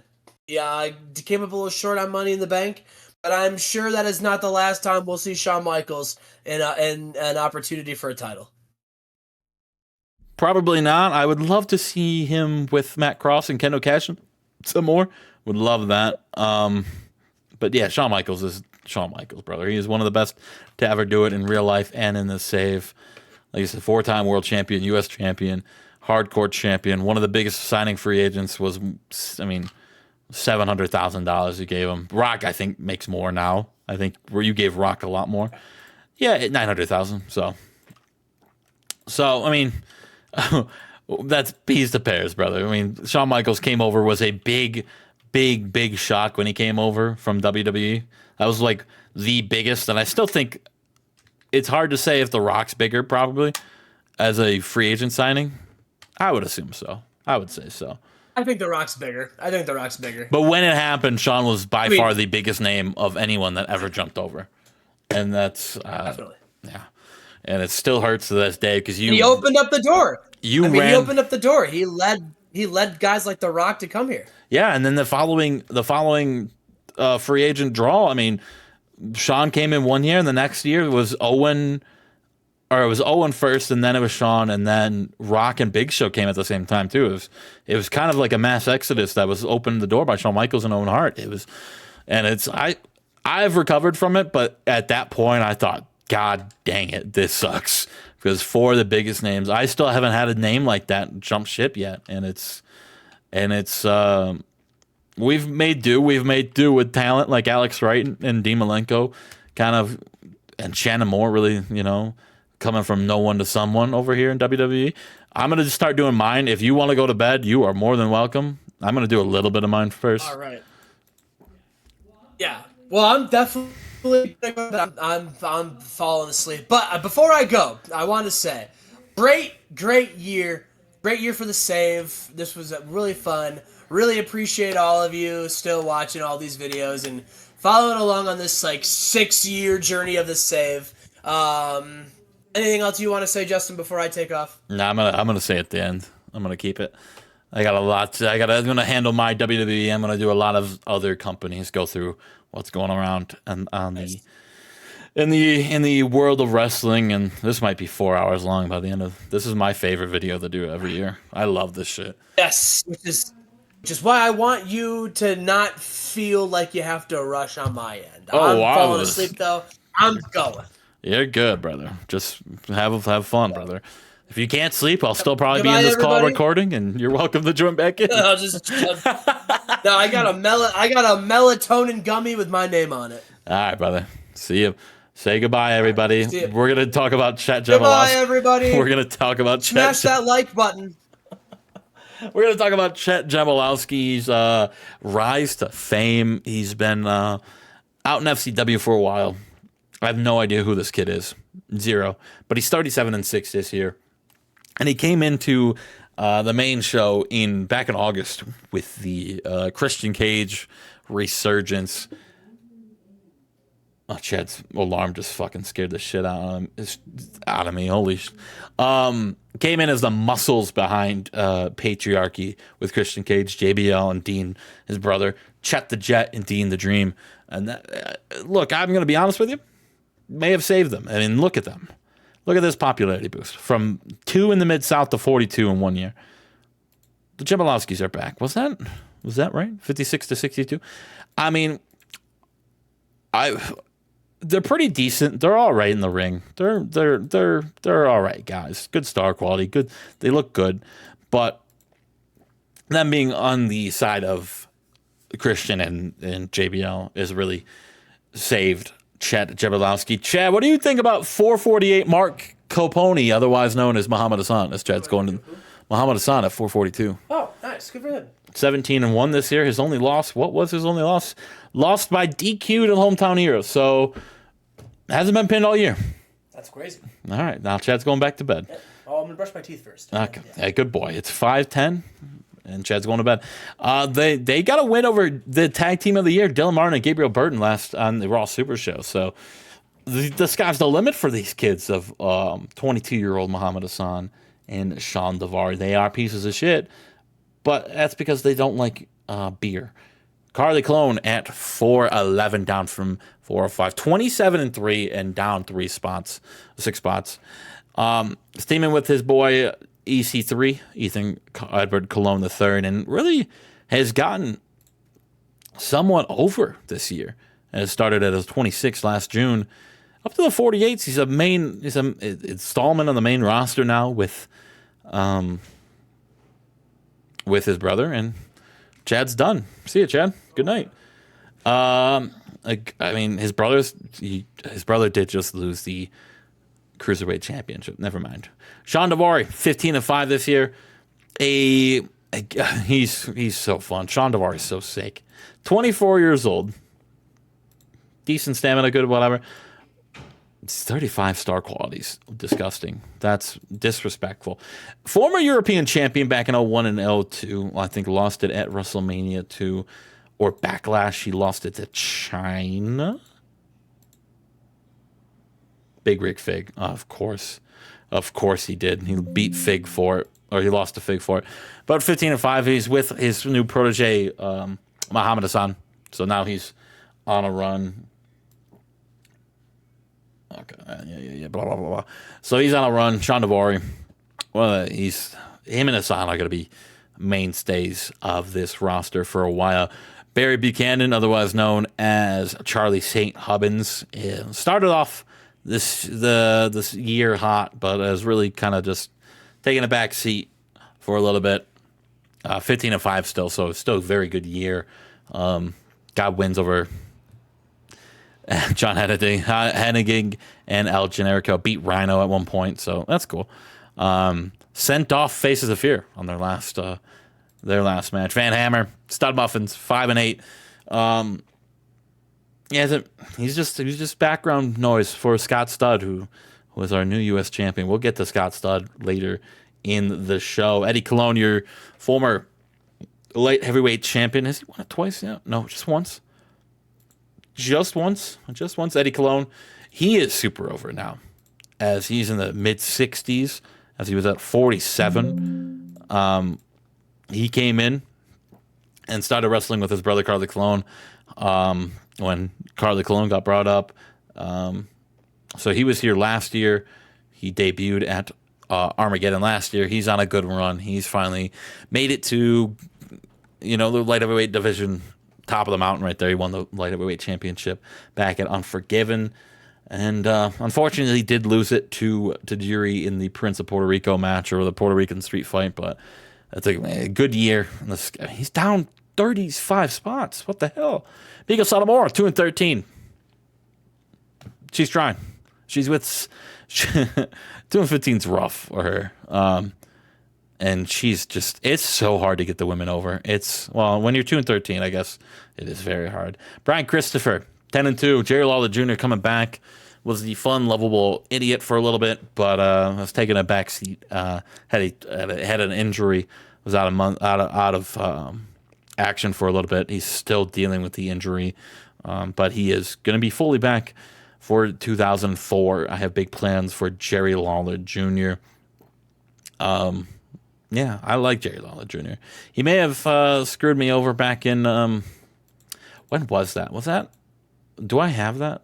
It's early 1998, I think. It was around Judgment Day, where we had the Jerry Lawler when his father unfortunately passed away.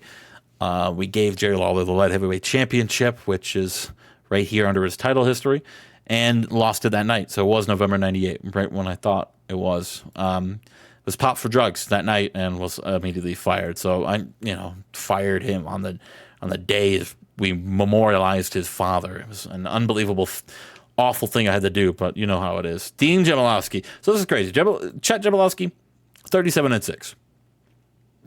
Dean the Dream, 21-41. Had a different run in FCW and T. So Demon Jamalowski, though, same thing as Chet, coming in with his brother. In the Patriarchy with Chet. I think that's going to be great for the future of Dean and Chet. I don't know why he doesn't have a picture. He is hurt right now, but he's getting a little over. He's a little worse than his brother, but he's still very decent. Lance Hoyt, 3-11. He's tagging with Ruckus, former TNA champions. Still trying to find their footing here in the main roster is Lance Hoyt. He'll get there. He'll get there. When? I don't know. Rolling Hard, same thing. Was a major stay in FCW, former Universal Champion, long time, almost a year run, but just hasn't found that same success in the WWE. 0-14 this year. I think he had a rough 2002 as well. Nope, he was 30-19. So what happens with him, I don't know. It's to be determined. Cutie Suzuki, though, she is had a great middle of the year. Has kind of struggled with Toshimatsu and China really coming into a factor, but she's still giving a very good run right now. She's got a lot of momentum, and she is a former WCW Women's Champion, and she did break up with her boyfriend, so she did fight the police too, and then I hired her because of it. I said, yeah, let's go. I'm good with that, brother. I'm good with that. Brian Lee, Timmy Pulver, same thing about Barry Buchanan and Charlie St. Hubbins. They're doing all right. They're taking they're taking a seat on the side right now. BG James, a career renaissance for this kid. Now, look at this win loss. Look at this result sheet right here. Right, he was fighting easy money and retaining the Ring of Honor championship. We'll get the Ring of Honor soon. All right, my scouts, being me, we're looking at the results of the Ring of Honor shows, and we said, you know what? BG James, he may have been hired and fired because he was caught with pot, caught with steroids. Doesn't matter. We sent him to rehab. We're talking about BG James now, brother. Former Ring of Honor champion. You better call somebody. Former Ring of Honor champion. He has redeemed himself. He doesn't do drugs anymore.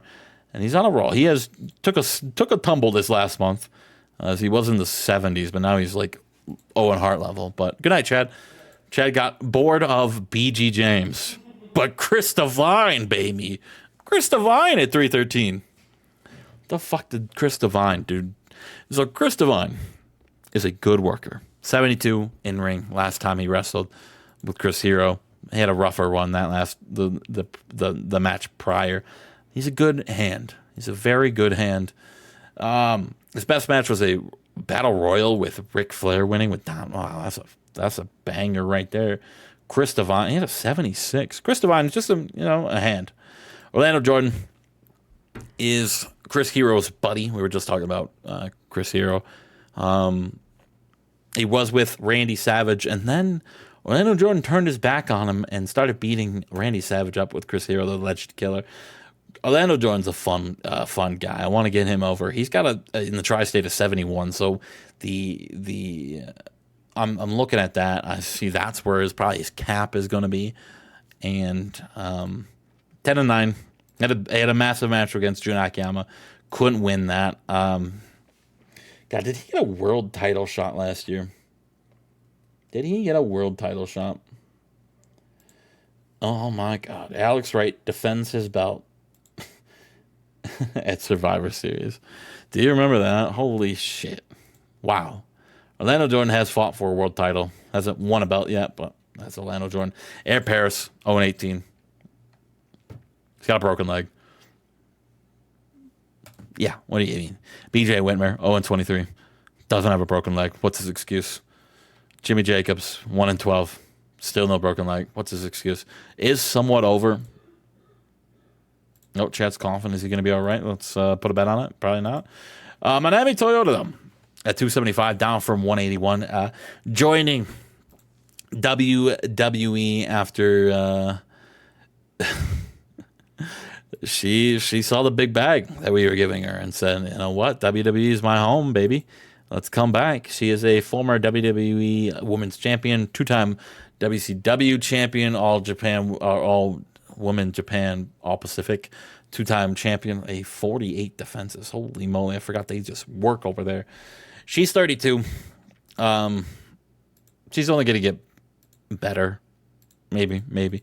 She's only gonna get more over, brother. She's only gonna get more over working with her, with girls like Nagayo and China and Kiri Suzuki and Yumatsu. I mean, it's only gonna get better for Toyota as they got a big win at Survivor Series over Queen's Court. Nova 0-23, no broken leg. He did get engaged, so he's engaged with little Jean. Little Jean. That's good. Just incredible. 3-18. What's his? I mean, again, relatively weirdly over still. No picture. That's cool. What's his big wins over? Who does he got to win with? Just incredible. Am I blind, deaf, stupid? Tommy Dreamer. Oh, Team ECW for a little bit was a thing. Ruckus. What was Credible doing his last match?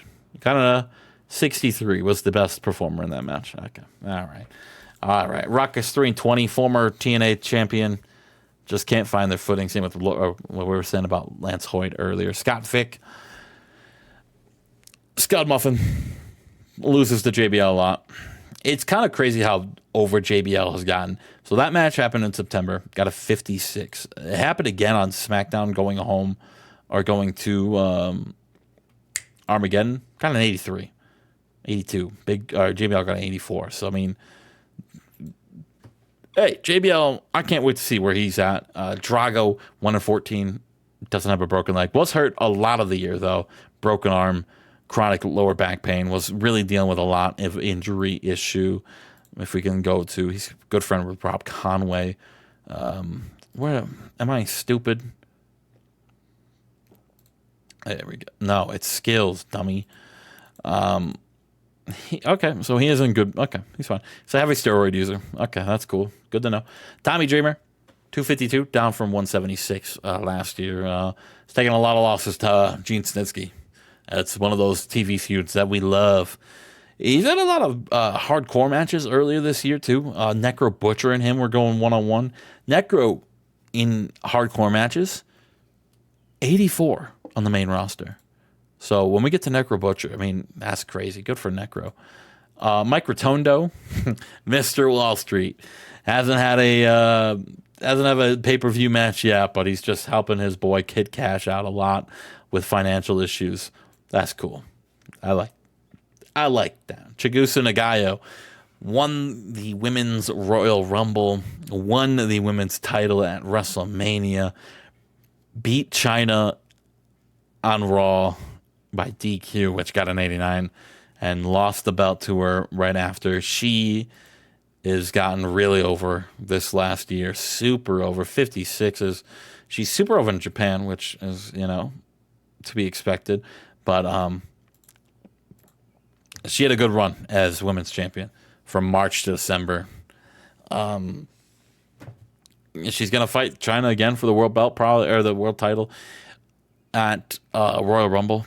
And if she loses, she'll probably enter the Royal Rumble, and probably she's gonna try to fight for the two-time Rumble winner.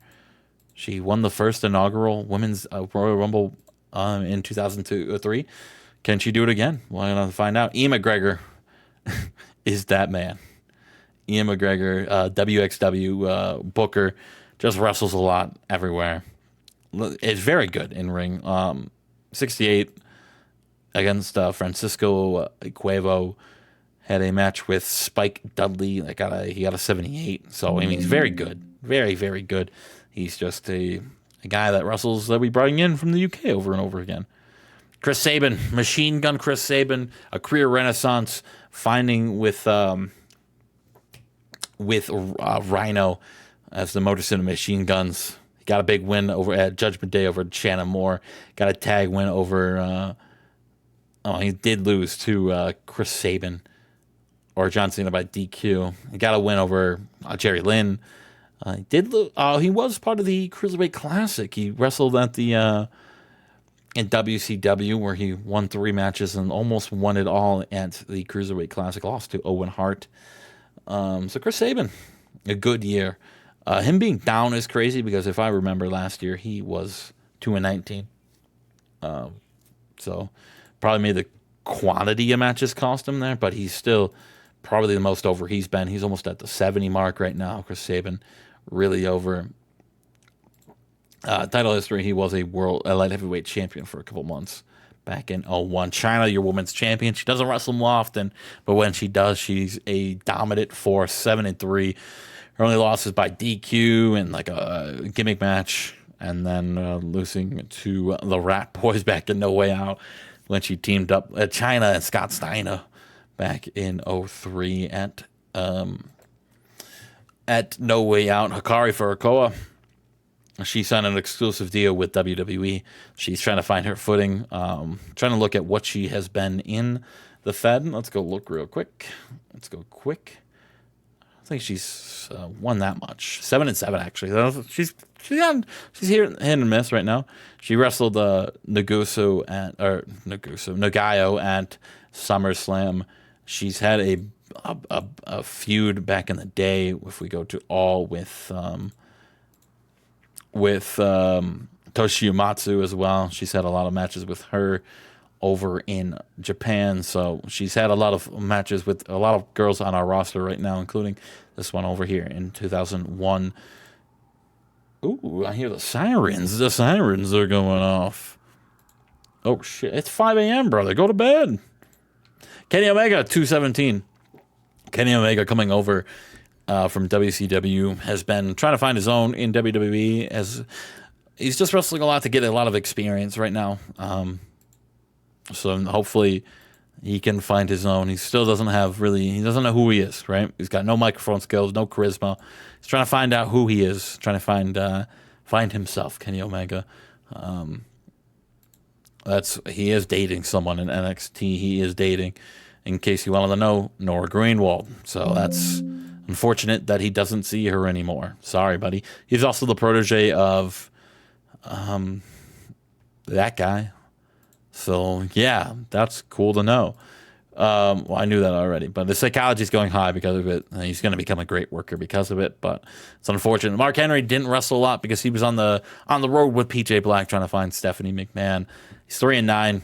He did wrestle in his first match in December against Ruckus. He did get hurt. He's out for a while with a torn pec, which is very unfortunate for Mark Henry. He was 32. And he's someone. It's hard to see if he ever wins a world title. His big matches, you put him in big matches against Masawa, 72. Undertaker, 73. I mean, I don't know. Triple H, 72. He's had opportunities before. I'm fairly certain he's wrestled for the World Heavyweight Championship, Elimination Chamber, for the world title, Intercontinental. He got an 85. He's been elevated before, but he wrestled The Rock. Who doesn't do good against The Rock? He got an 87 point. Wow. Maybe he's just not that good anymore. Maybe he's just not that good. Doug Basham at 203, down from 144 last year. 5-10, has been on the sideline now with a career-threatening injury or illness. And doctors won't tell him, but Danny Basham's kind of taking it into his own to be, rectify and live up to Danny Basham's, or the Basham name. Stevie Richards, U.S. champion, came over from WCW back in 2002, won the United States Championship a year later, held it on for a while. It's crazy to think that he was in WCW 3-13, 0-26, and 3-17, and then came in and became an actual big deal in WWE, defeating Kurt Hennig, Booker T at Vengeance, a massive win for the Stevie Richards brand, beat John Cena at SummerSlam. What a match it was. And that really elevated him. And he took on Masawa for Stevie Richards, Masawa for the belt. It's crazy to even think about. I don't think they had good chemistry. They lost in the 3-on-3-on-3 match at Survivor Series. They did win at the Armageddon. He does have a win over WWE champion Jeff Jarrett. But Stevie Richards, defends the belt against Chris Daniels this year. Defended the belt against BG James this year. Won the belt. When did he win the belt? He beat Chris Daniels for it. Beat BG James again. Defended it against Scott Stubb, but then lost it over some bullshit, is what he's saying, not me. So Stevie Richards, up there. What did he do? That's his only belt, right? Yeah, that's what I thought. Johnny Storm, former cruiserweight champion, former tag team champion, which is crazy to even think about because they won the belts over La Resistance. They immediately lost the belts soon to the final bosses on SmackDown. No, at Vengeance they lost the belts. Wait, when did they lose the belts? Team Slaughter. To win the belts. To win the belts. When the fuck did they lose the belts?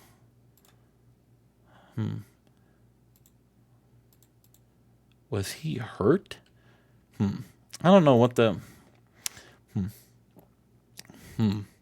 Maybe they were hurt, and then I don't know. Johnny Storm though, C.W. Anderson kind of really his single run is kind of elevated himself. Otherwise, and Johnny Storm kind of got left in the dust, got left on the sideline, and he's been really struggling. Can't really figure out. Can't really figure out what to do. Can't find a win. Can't find any momentum.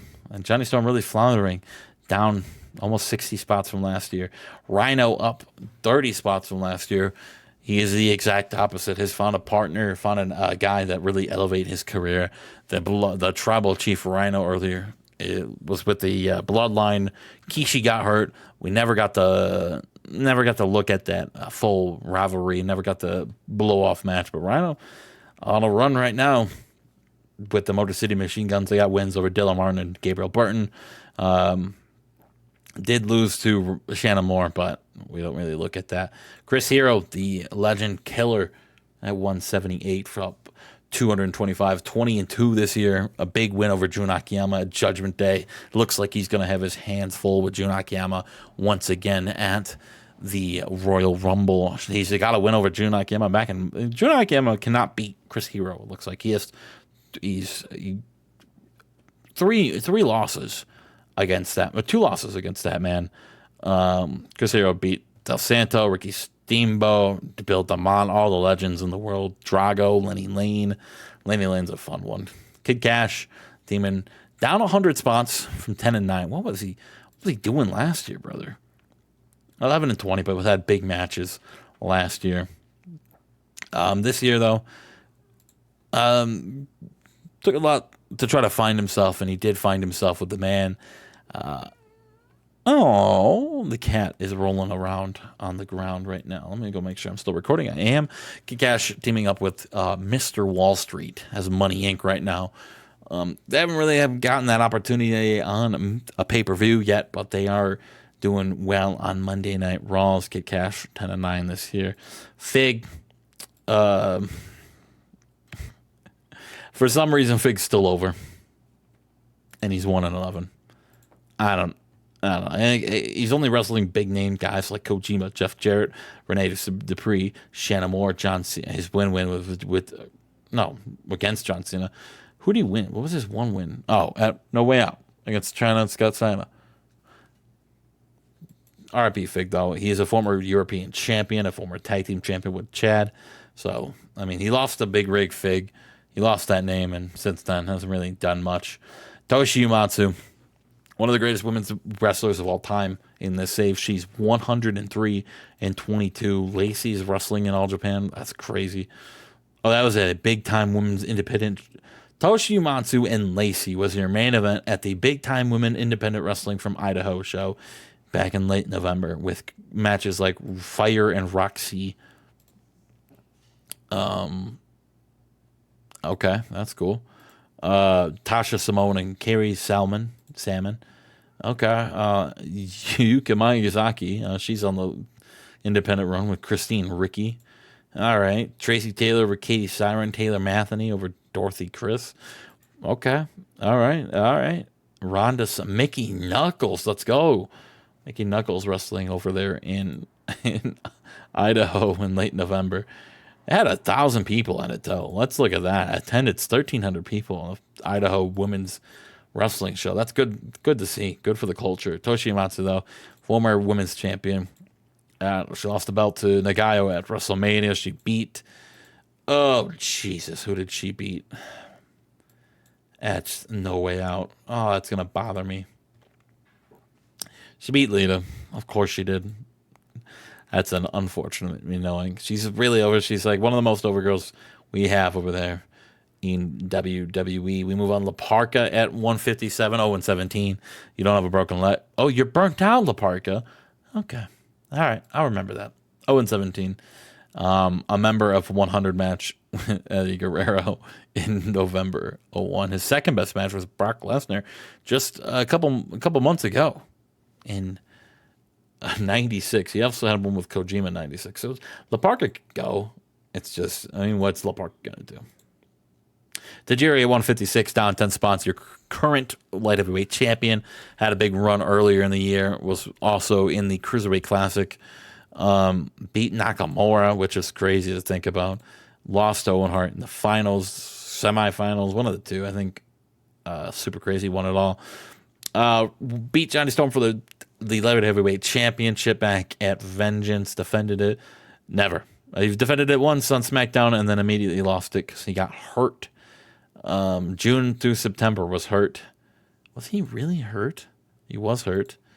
And didn't wrestle for 4 months after getting the belt.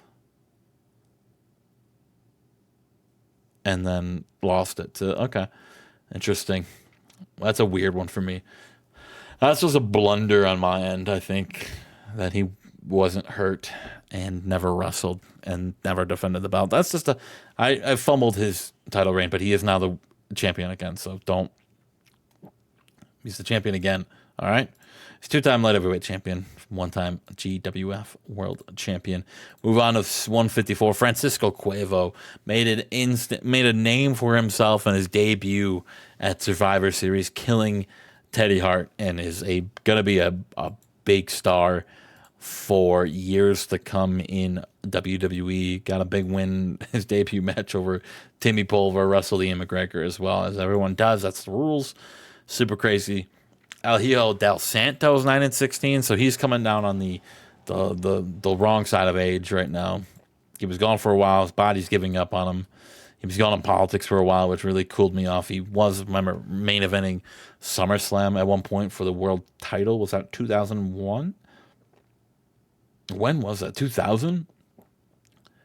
Was that really 2000? Yeah, he beat Eddie Guerrero. Holy shit. Wow. What a match that was. He almost won King of the Ring. He was in the finals of King of the Ring against The Rock.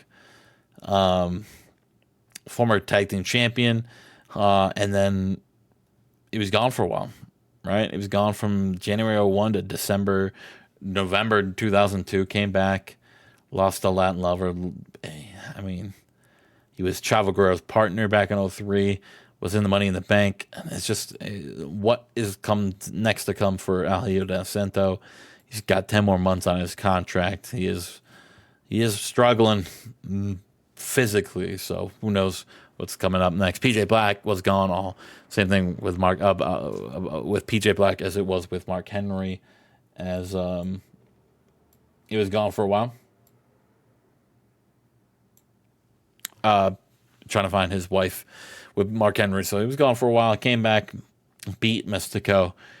And that is his only match so far. He is down 114 spots from 33 last year. Former world champion. Kind of. We don't look at interworld heavyweight champions as a world champion in my eyes. Here in the WWE, U.S. and Intercontinental champion, though. He was the first U.S. champion, if I'm not mistaken. Lance Storm. At 142, good for Lance Storm. He's 12-12. He's one of those guys with great hand, but I'm not using him as a job guy like I would use as a La Parka. He's a guy that can go in the ring. He's got wins over Lodi. Well, that's WCW. It doesn't count. He's got a win over Drago, Caprice Coleman, Jack Evans, Nova, just incredible, Drago. But he's got in the ring with, he's got a win over Jushin Liger as well, and Bryan Danielson. He did take a couple losses to Chad Collier and Chris Jericho, who were trying to one-up each other on the go-homes to Armageddon. So Lance Storm, though, up 154 spots this year. Devon Dudley, former SmackDown Tag Team Champions. Title history of only Tag Team Champions. 3-time ECW, 3-time Nitro, 2-time Thunder, and 1-time SmackDown Tag Team Champions. A guy that was former singles push guy in WCW. Now he's a tag team guy in the Fed, and it looks like he is a big name guy, but he is 0-2 in TLC matches. Can't get the job done when it comes down to TLC matches. Danny Basham now, though. Danny Basham is on a roll. We love Danny Basham in this household. 70s across the board from 53 last year. He's 12-10, and he's on a massive roll. Look at this. So the injury happened around here to Doug. And he's got a win over Mystico. Jack Evans, another win over Mystico. Lost to Triple H, but beat Dean. Teamed up with Steve Austin and beat C.W. Anderson at Armageddon. So he's on a roll. Danny Basham, man. His only loss since October is to the world champion. That's pretty good. Pretty good. But unfortunately for his size, and this is crazy to even think about, so many opportunities for the belts. As we look, 1, 2, 3 in 2002 alone, 3 more. 0-6 for Tag Team Championship gold. Something's got to change for Danny Basham. Just can't get it done. Valentino, a big name when he came in. Still trying to find who he is. Just haven't found a spot for him yet in the WWE. Getting wins here and there, getting losses more and more, more and more recently. But a very good in-ring. He beat Don Juan at the Jerry Lawler Memorial Show, which is cool to see. But lost to Shannon Moore. He only got a 64 last match. He was, when he came in, he was getting, okay, yeah, that makes sense. That makes sense. So he still hasn't run his way around the WWE ring, but he's got a lot of star quality, got a lot of potential in Valentino. Savan Garnier, your current SmackDown Tag Team Champions. What a guy this guy is.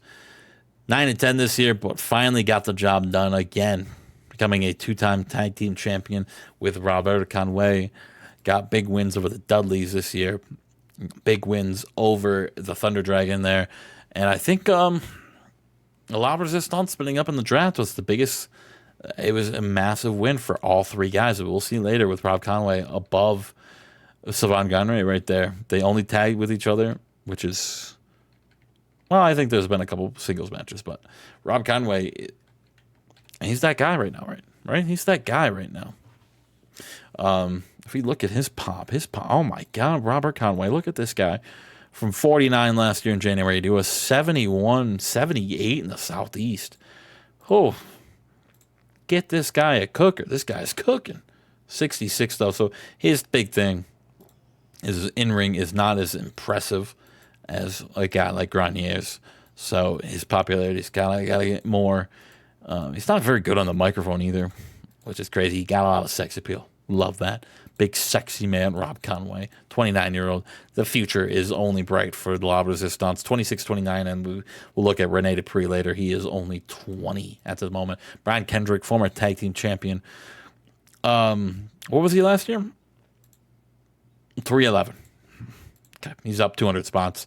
He's 14-7. Beat the final bosses at WrestleMania. Was that true? That's not true, is it? When did they beat the final bosses? When did they beat them?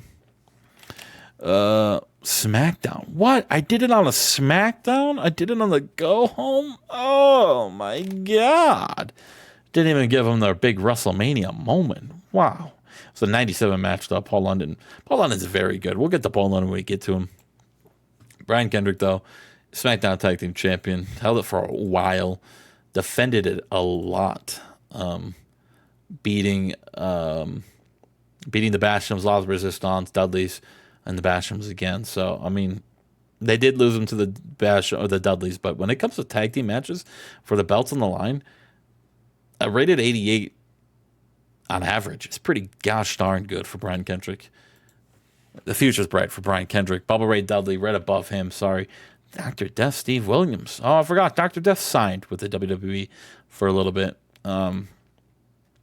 Never has won anything in the WWE. I don't think he's ever wrestled there other than Brawl for Raw, but that's not a real thing. Bubba Ray Dudley down from 59 to 119, 60 spots, 20-5 this year So an 83 average to an 84 from last year. So that's how good wrestling has gotten this year. That his average is basically the same. His record is much better. And he's down 60 spots. I mean, come on now. Come on now. Came over from WCW after a massive run. I mean, Bubba Ray Dudley, what more can we say about Bubba Ray Dudley as a WCW guy? One of the best of all time to do it.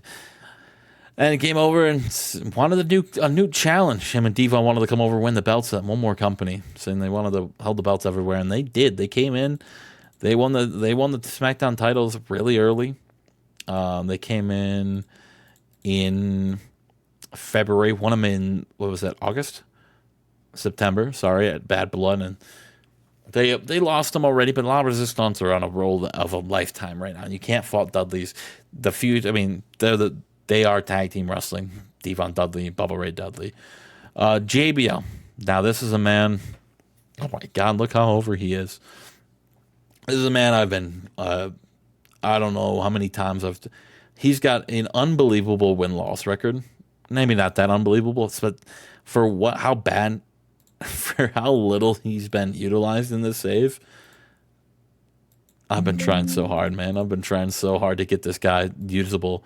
He's a former European champion, but now he is a massive, massive name in the WWE alongside his partners in Patriarchy of Christian and the Jablonskis.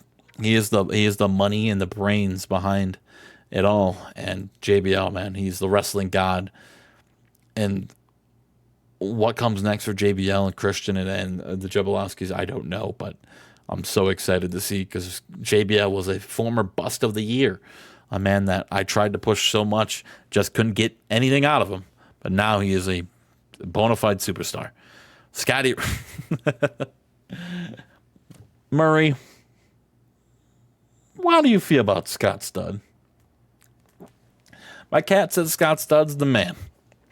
Now, Scott Studd, his big thing came from an unfortunate passing away of his friend.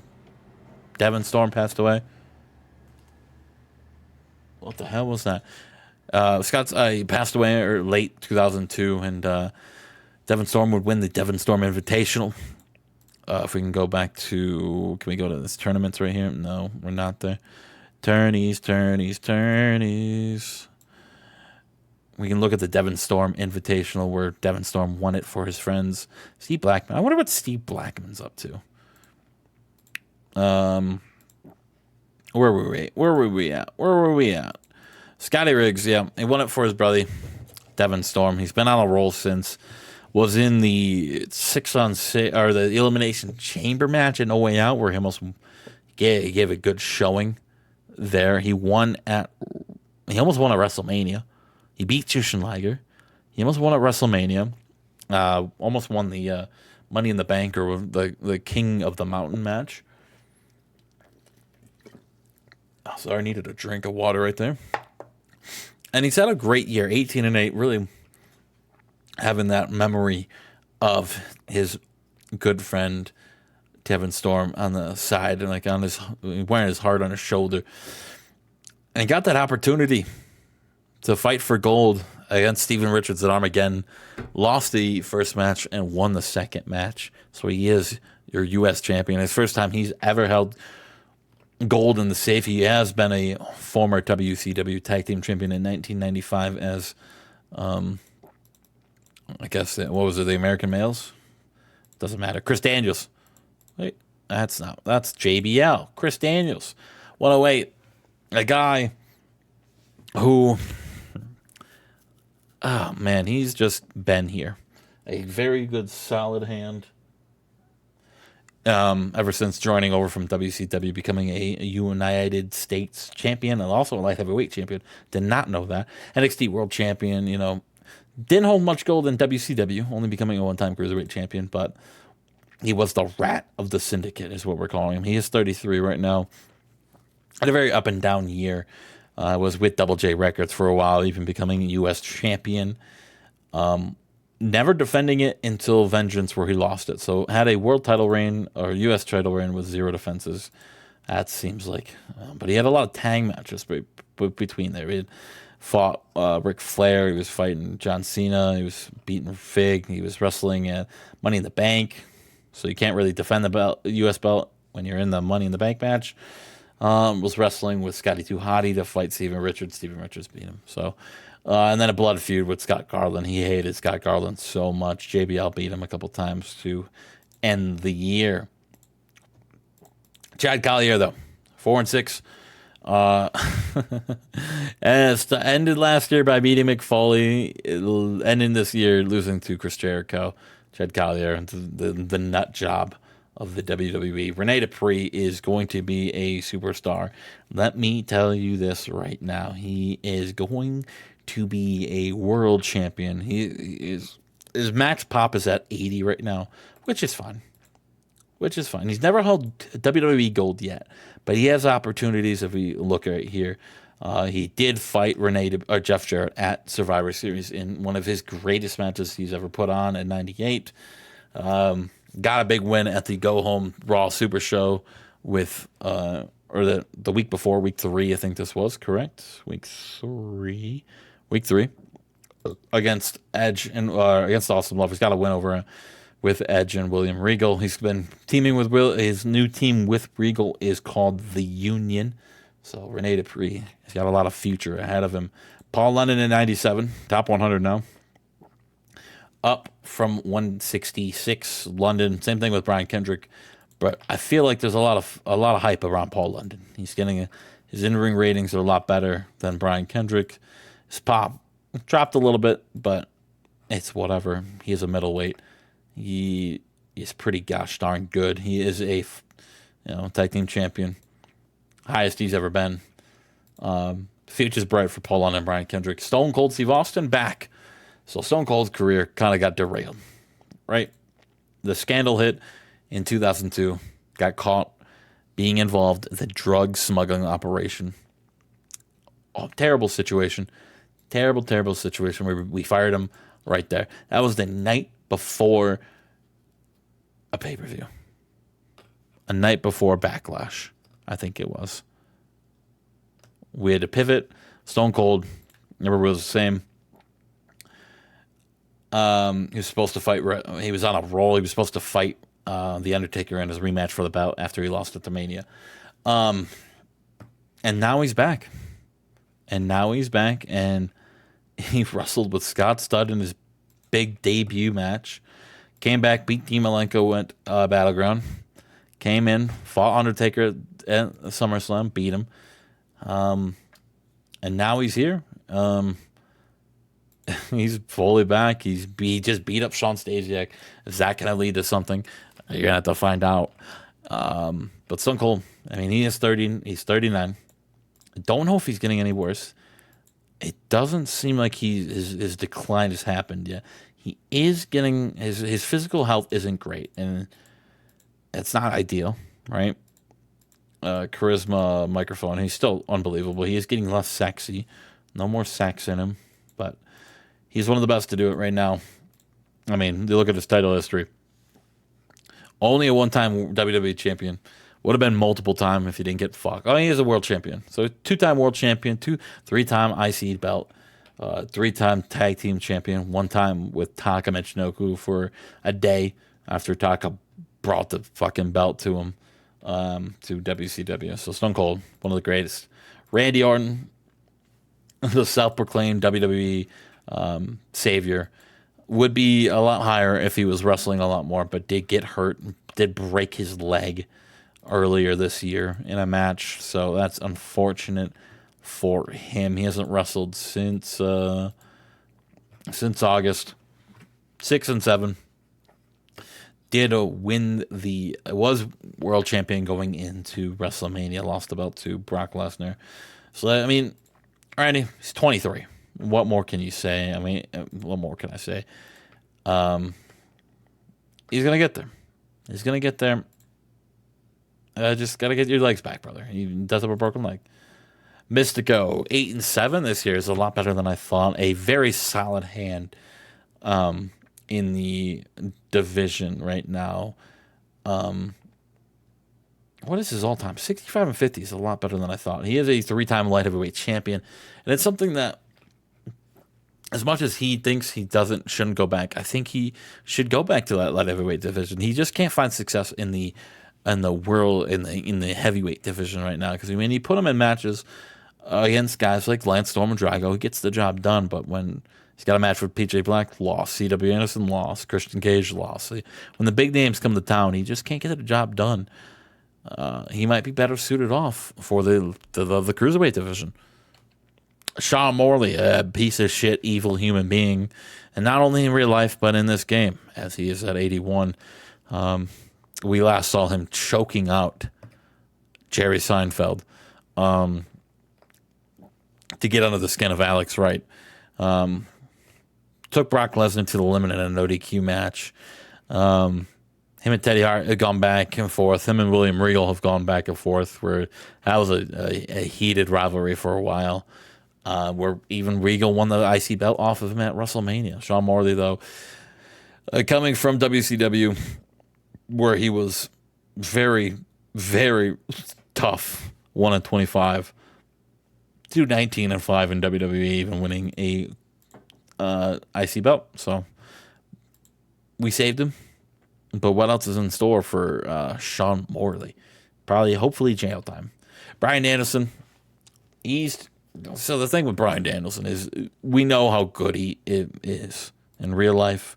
We know how good he is in this game. He's just young right now. His skills aren't as good as they need to be, even though these look very good. He just doesn't have that star quality, and he doesn't have that personality to him yet for me to look at him and say, this is the guy. He got to win over Alex Wright.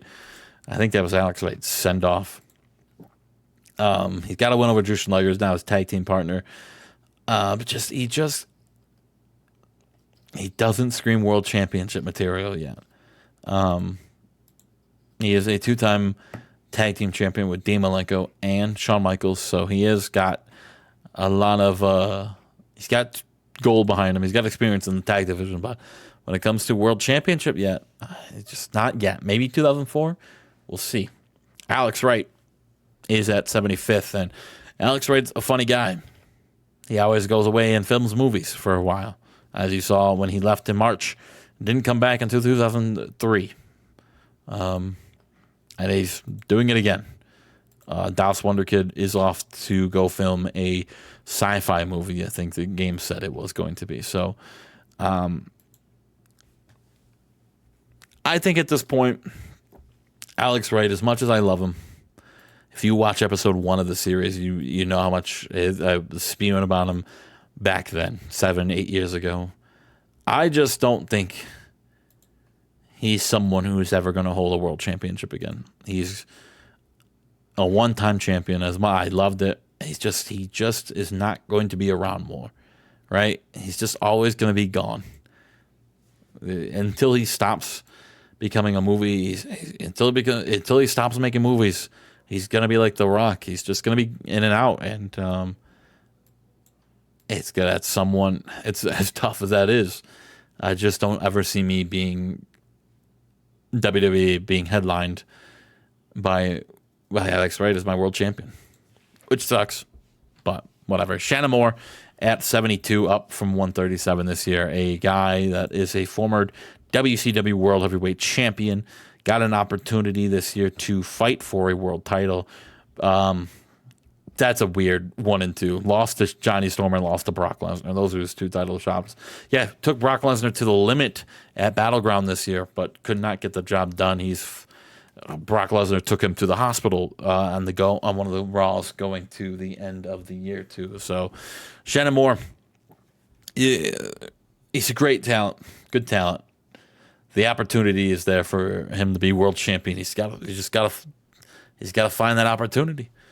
Maybe against not Brock Lesnar, but he is good with his good friend John Cena. So Shannon Moore, he's only 24. The future is so much ahead of him right now, so he'll have that opportunity when the time comes to win it. Jeff Jarrett is our WWE champion right now, 10-4, down from 32 last year. He's our champion. He doesn't wrestle as much anymore because he is world champion. He started off the year feuding with Ric Flair, and he ended the year taking the belt off Ric Flair and feuding with Edge. And Jeff Jarrett, man, he's that guy. He got 100 to win the belt, which is unbelievable. I think that makes what, 4 matches, 5 matches. Jeff's got 5 100 matches. Unreal. That was the first one since 01 though. So the first one without Stone Cold or John Cena in it either. So we'll cut some slack. Jeff Jarrett carrying Ric Flair to a 100. Yeah, Jeff Jarrett, man. He is 36, but he is an OG. And that's why I felt like it was time to give him the opportunity for a belt. He won King of the Mountain. He's been here since day one. How long? Job history. He's been here since day one. I mean, not many guys can say they've been here from day one and not have had a world title. So it's really cool to see that. Jeff Jarrett sticking around, and I was finally glad to give him the world title. He's been a top 100 talent every year. So Jeff Jarrett, world champion right now, just beat Edge. What's next for Jeff Jarrett? What's next for this guy, Satoshi Kojima? At 67, former final boss, went on his own on the WWE draft. Got drafted to Monday Night Raw and has had a hell of a run, beating Psychosis, Don Fry, JBL, which is a big name now, and even beating his good friend Jun Akiyama. But he has ran into an injury with Rene Dupree and had some spinal disalignment. Not ideal. His body is fucked now. He's coming back later this month, but it's not ideal for your spine to get disaligned right there in the middle of a big push. Kojima, though, former SmackDown Tag Team Champion, former IWGP Champion, and former Global Tag Team Champion. Kojima, though, has said before he is a main event talent. And he wants to prove to everyone that he is. So expect Kojima to come back with a house of fire and blood in his eyes and gunning for that WWE Championship. Dylan Martin, we already saw him. Tag Team Champion of the Year, Dylan Martin, at number 61. Our Tag Team of the Year. Just took a tough loss to Muhammad Hassan and Sean Devore, but still very good guys. He has a lot of injuries. Dylan Martin, 25-year-old Canadian wrestler, part of the Uso Dylan Martin. Earlier, he uses the blindside palm strike. He's a native of Toronto as well. Finally won the big one at WrestleMania. Lost the belts to Mike Awesome and Benoit at SummerSlam. But I mean, the story of and them coming together and fighting Edge and Christian and winning the belts off the guys that mentored them was fun to watch. They really came into their own late in 2002 and really blossomed into a great tag team in 2003. So seeing them win the Tag Team of the Year was cool to see. And though it's only the start for Dylan Martin and probably Gabriel Burton right here. Yep. Only the start for both of them. A 99 was their best match against the Awesome Lovers back in Battleground of 2003. William Regal. How much more guys do we got? Holy moly. William Regal, 56. Joined WWE in late February, early March, and won the IC belt very quickly, beating Sean Morley in only his, 7th match for the belt. He took him on at No Way Out and lost in a DQ match. So William Regal's coming in hot and heavy. And it became a major force in the WWE. Former Intercontinental Champion, as we went over, lost about in June to Teddy Hart, a massive match that was, and that's because Sean Morley came out and wanted to beat his ass, and they've been kind of feuding since. Sean Morley Sean Morley and William Regal. A lot of history between those two.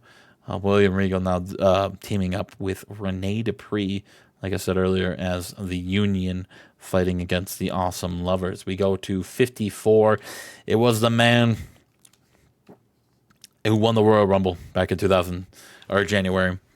One, he wrestled Masawa at Mania in the main event, could not get the job done, but at SummerSlam he could, as he defeated Brock Lesnar to become a 14-time world champion. And then a day later, Jeff Jarrett cashed in the King of the Mountain on his good friend. The whole story was Jeff Jarrett said, "I would never cash in on you, Brock. I'm too scared." He's like, and then played Ric Flair like a fiddle by cashing in on Ric Flair. Jeff Jarrett even defended the belt against Ric Flair at Judgment Day, and Ric Flair did not get the job done. He came back into action back in December, defeating El Hijo del Santo, and has declared himself into the Royal Rumble, said he's going to win it one more time and go out as a champion at WrestleMania. He's dying. He's slowly falling apart body-wise, which is fine. The problem is Ric Flair in real life wrestles for so much longer than 2004, so we'll see what we do with Ric Flair. But Ric Flair, I mean, the title history goes on for days, but he is a 3-time world champion in his own right here, and a former U.S. champion as well. So good for Ric Flair. We move on though from 54 to 53. C.W. Anderson, a piece of garbage. C.W. Anderson has been hired at this point. It's clear to tell he's been hired by New Japan. New Japan is on an absolute run of stealing me and Chad's talent. They are someone we need to really compete with. Now, Schoolyard Bully C.W. Anderson, though, was once viewed as the future of WWF at one point, winning the 5-on-5 SmackDown vs. Raw Survivor Series match last year in 2002. Was one of the final four guys in the Royal Rumble, and didn't even wrestle at WrestleMania. That's crazy to even think about. Was one of those guys, and that was the whole story behind C.W. Anderson kind of finding refuge with Dean Malenko back in September. That he's just sick and tired of being passed over.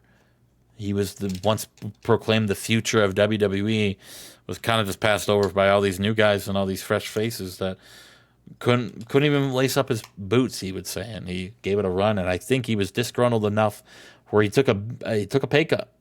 He actually did not take a pay cut. He took less money. I was giving him a lot more. I offered a lot more money than New Japan did, and he took that deal instead of mine. So he's off to New Japan real soon. We wish him the best, but C.W. Anderson, a good run. Former SmackDown Tag Team Champion with Johnny Storm as Team Slaughter. Teddy Hart up 70 spots from 121 to 51. Teddy Hart, Intercontinental Champion right now. An unbelievable rivalry with Chavo Guerrero. One of the best feuds all year, I think. A blood feud and a family feud. Chavo getting the job done, though, at a Survivor Series with the help of Francisco Cuevo. But Teddy Hart showing some heart, showing some grit, coming back alive, and that feud with Cuevo and Chavo Guerrero, I don't think that's just chapter 2, baby. That feud that's gonna go on forever. Fight forever, Teddy Hart. Intercontinental Champion. Surprised. He's won it back in June. Is still champion, so a massive run for Teddy Hart. Probably one of the longest reigning champions we have right now. If we look at our championships, 29 days, 169, 2 days for Tajiri, 29, 2 days, 4 days, and 113 days. So, yeah, the longest reigning champion of anyone we have in our company right now. We go to 50. Don Fry, the assassin, the martial artist, the kickboxer, whatever you want to call him, Don Fry. And came into WWE back in the day. When was it? Was it 01, maybe? Yes, 01. And he wrestled a couple matches, and he got very pissed off that he was doing this shit. So he left a little bit and went back to New Japan, and then signed a massive deal with us in 2002. And Don Fry came in as a massive deal, fighting and beating the crap out of everybody, including Goldberg, who is dominating in WCW. And then fought Masawa for the WWE title at Armageddon, and Don Fry then beat The Undertaker at No Way Out. Couldn't get the job done at WrestleMania, and that's kind of been the downfall of Don Fry ever since then. 8-13 this year. He's getting a little older, so his body is not the same as it used to be. It's getting better, though. He's getting more and more stamina, which is crazy to think about. He's an MMA fighter, so he might at some point just join UFC. But Don Fry never won gold here, which is crazy to think about, but has had some great matches over the years. His best match last year was with John Cena and The Undertaker and Jmack and beating The Undertaker. So he had 599s last year, so can't really fault Don Fry for being an absolute legend. Chavo Guerrero, I think, was hurt all of 2002. Torn rotator cuff, was out for a year. Didn't really wrestle in 2002. Came back. It was dominating guys. Fought Latin Lover and got the job done over there. 2003 came around and he has met his match with Teddy Hart. Is a man that he thought was a good friend, a man that he went to war with against the Awesome Lovers, a man that he called family. Turned his back on him. Chavo Guerrero turned into the biggest scumbag in WWE. Now, this is crazy that he has never won a championship here in WWE. He's been here since, oh my God, March 2001. So he's been here for almost 3 years. He's never won gold. Now, if we look since then in WWE, he is 3-7 for championships.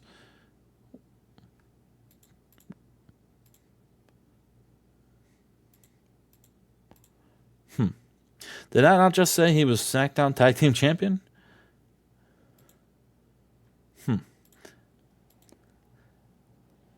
Well, Chavo Guerrero, maybe. Okay, well, he's been champion before. He's been Tag Team Champion. Apologies. Let's just move on. Mike Awesome.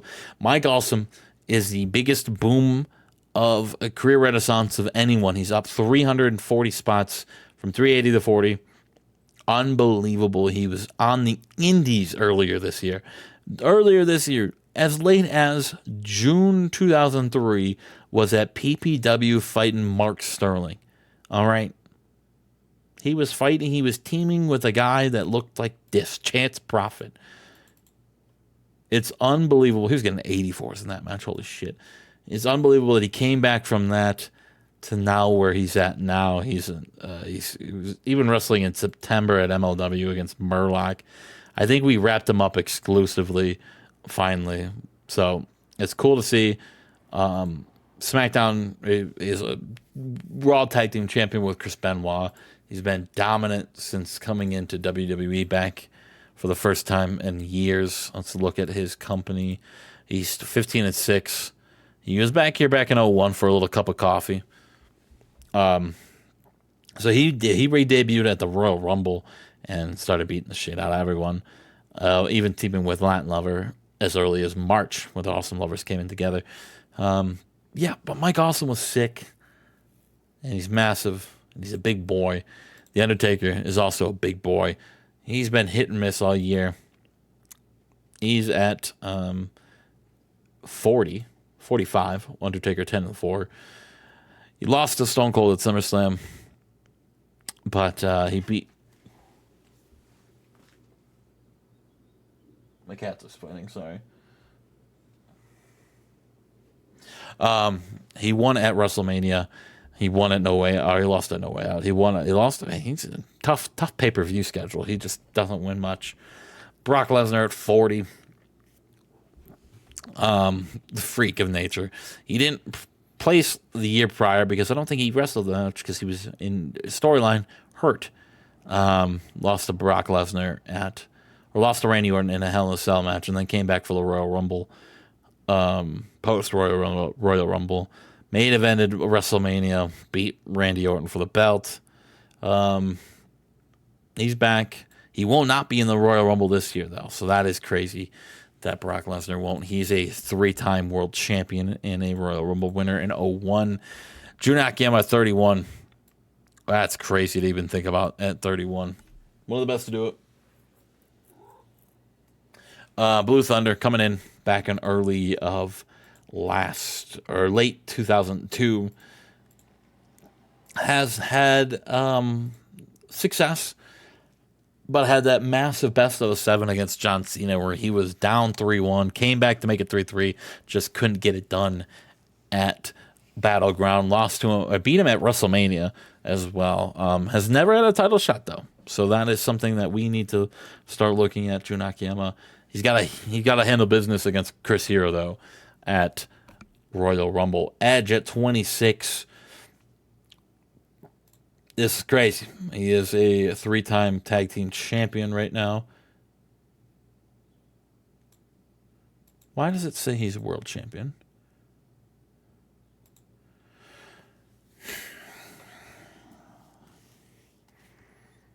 Edge. Okay, you're reading this right, correct?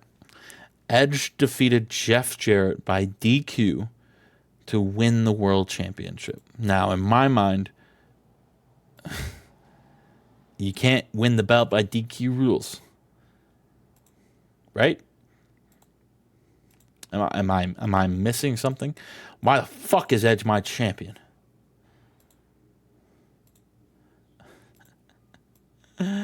Oh man, give this man his belt back. All right, give this man.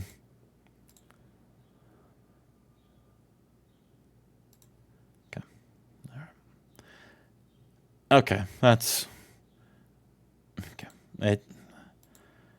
This okay. Yeah, I'm so out of it now. Edge. I guess. Well, Edge is. Don't look at that. That lover, the leader of the Awesome Lovers, the leader of one of the most dominant stables in Monday Night Raw history. He's been unreal. Former U.S. champion, former SmackDown Tag Team champion. Is on a roll. Well, maybe not on a roll, but has revived Mike Awesome's career. And still just one of the biggest names in wrestling right now. And it's just really cool to see a guy like Latin Lover be as massive as he is in game. We move on to number 22, John Cena, up from 43 last year. Again, same with Akiyama, had that massive best of 7 with him that, lasted 3-4 months. Got a couple wins over Brock Lesnar now, and he eliminated Brock Lesnar from the Royal Rumble, basically. This is as good as a year as John Cena could ever, because when it comes down to opportunities for the belt, he just has not got it done. In terms of WWE World titles, he's 0-2. He lost to Brock and lost to Taker. He's 11-7 in title matches. It's cool. He's a former U.S. champion, but when it comes down to it, he hasn't won the big one yet. He's 26 years old. He's what people are calling the future of the WWE. He's got to win that big one. And he's not running out of time, but it'd be cool to see him win the Royal Rumble soon. Jushin Liger at 19. We won't really talk about him in the WWE because he's just teaming with Bryan Danielson. He doesn't really do much in the WWE. Dean Malenko at 17 is crazy because Dean Malenko is 5-17. But he's so gosh darn good. He's average rating of 91. He wrestles very tough and very hard. It's unbelievable. He doesn't get under 90s ever. It doesn't matter who he's in the ring with. He will get a 91 or above or 90 or above. Always. And he's one of the best to do it. Very consistent. And that's why he won Veteran Wrestler of the Year in 2003. He's been a top 50 guy in the last 4 years, which is crazy to think about. But 5-17. He has a former Intercontinental champion and a former 2-time tag team champion with Nick Gage once, too. That's crazy. Christian Cage is unbelievable right now. He's 30 years old, and ever since the draft and him becoming a single superstar, has really turned his career around. The leader of the patriarchy, a big win over Shinya Hashimoto. He's got main event world champion written all over him. He is a 3-time tag team champion and a former European champion back in the day. He's one of the best going right now. and he had a massive 2003. And I think it's only going to get better for Christian Cage as he's got a massive group behind him of JBL and the Jablowskis. Okay, yeah, we'll skip over you, Benoit. But realistically, Benoit coming over, I think Chad just didn't want him anymore. He came over, won the belts immediately. And see, look at this one. By DQ to retain. Why did the title change hands? I'm so mad. Benoit. It's Benoit, brother. He's 36 years old, and he's so gosh darn good. He is getting... No, he's not getting worse. He's a painkiller abuser. Okay, that's cool. That's cool. That's cool. He did get...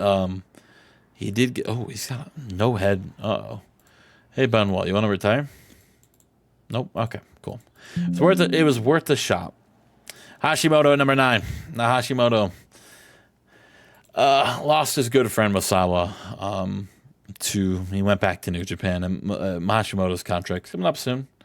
I think he'll probably do the same, but until then, Hashimoto, what a run he's had in the WWE, a former SmackDown Tag Team Champion, which had it for a while. So if you're thinking that's it, only that, he had it for a while. He was also a Global Tag Team Champion, right?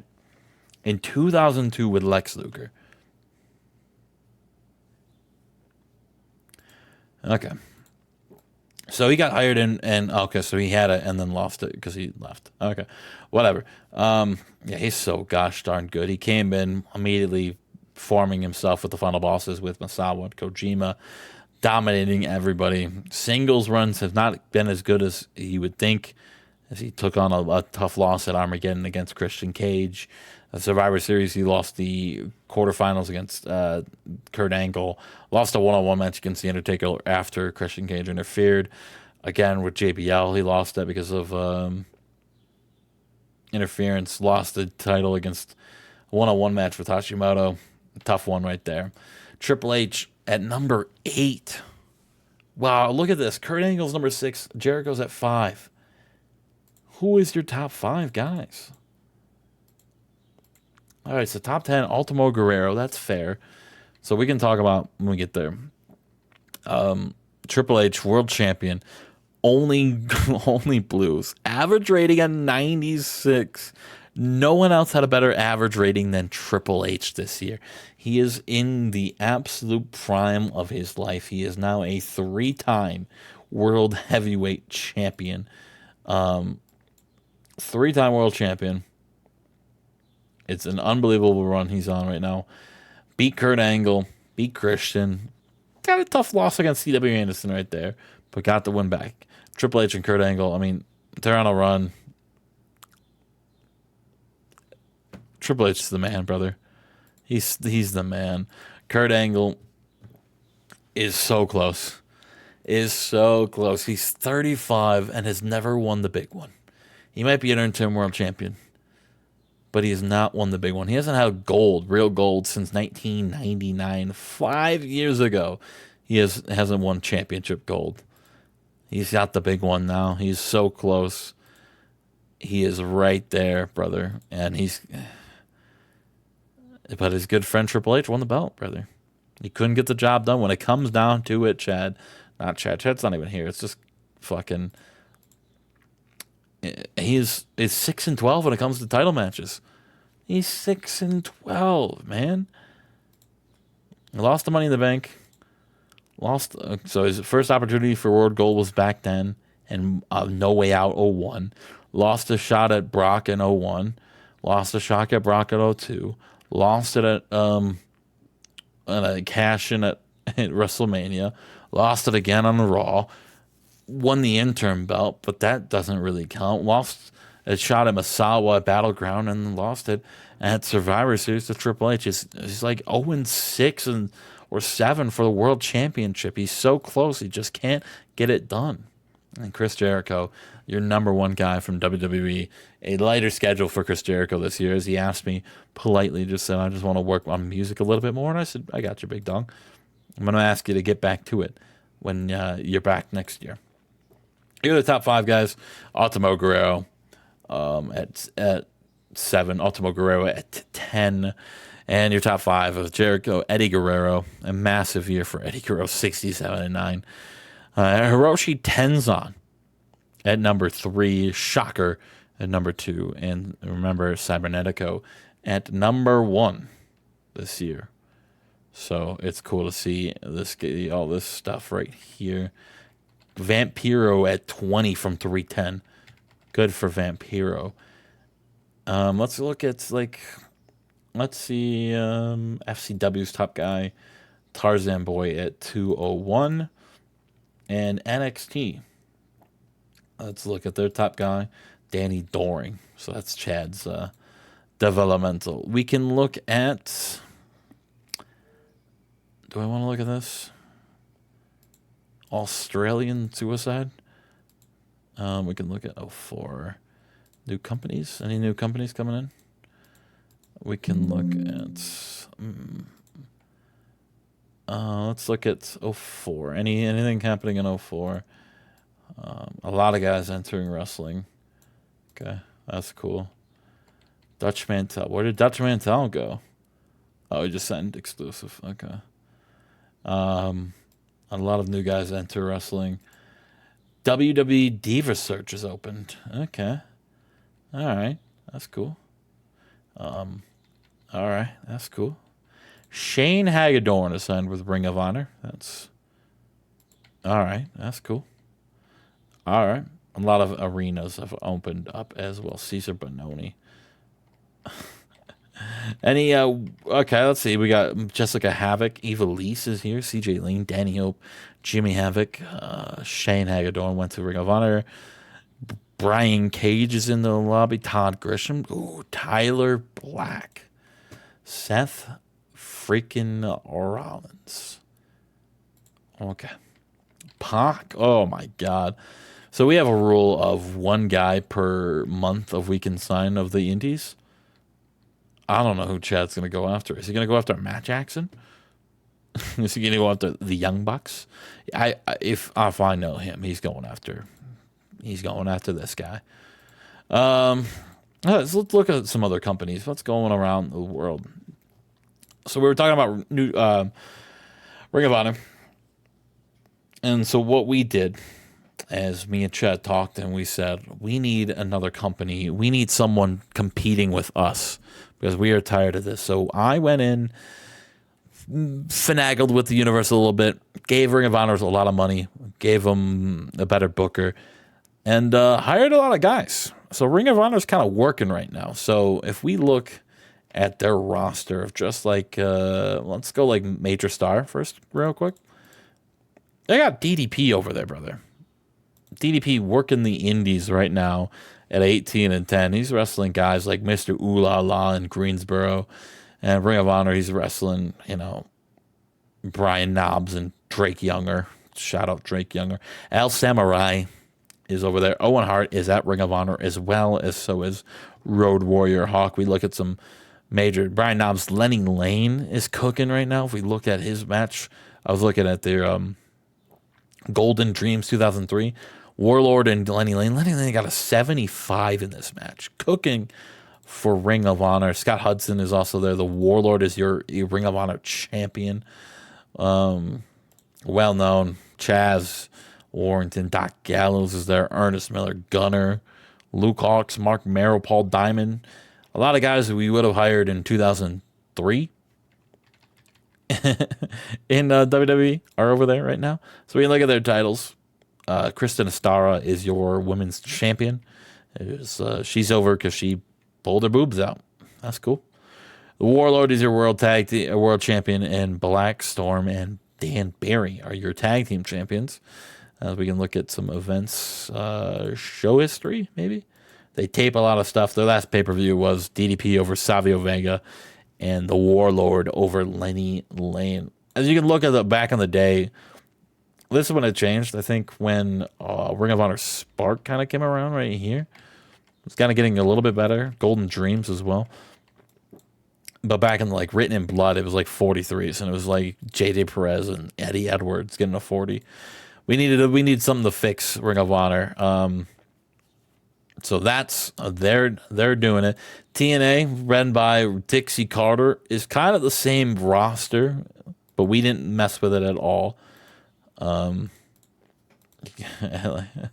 is a very weird roster right now. Chad Wicks, but it looks a lot like the Ring of Honor roster, right? And if we go to show history, we can look at Breaking Down. So they don't have a TV show yet. So their last show, Lenny Lane and Anthony Henry went one-on-one, and Lenny Lane got a 76 and retained the TV title. Big Dick Dudley lost to Kendall Windham. And looking at look at the tag teams, looking at the titles, Mike Bart Gunn is your TNA World Champion right now, which is cool to see. He's getting 41s with Road Warrior Hawk. The Indies are dead, brother. Matt Lee and fucking Kurgan are your tag champs. That's cool. And Lenny Lane is your X Division champion in NXT.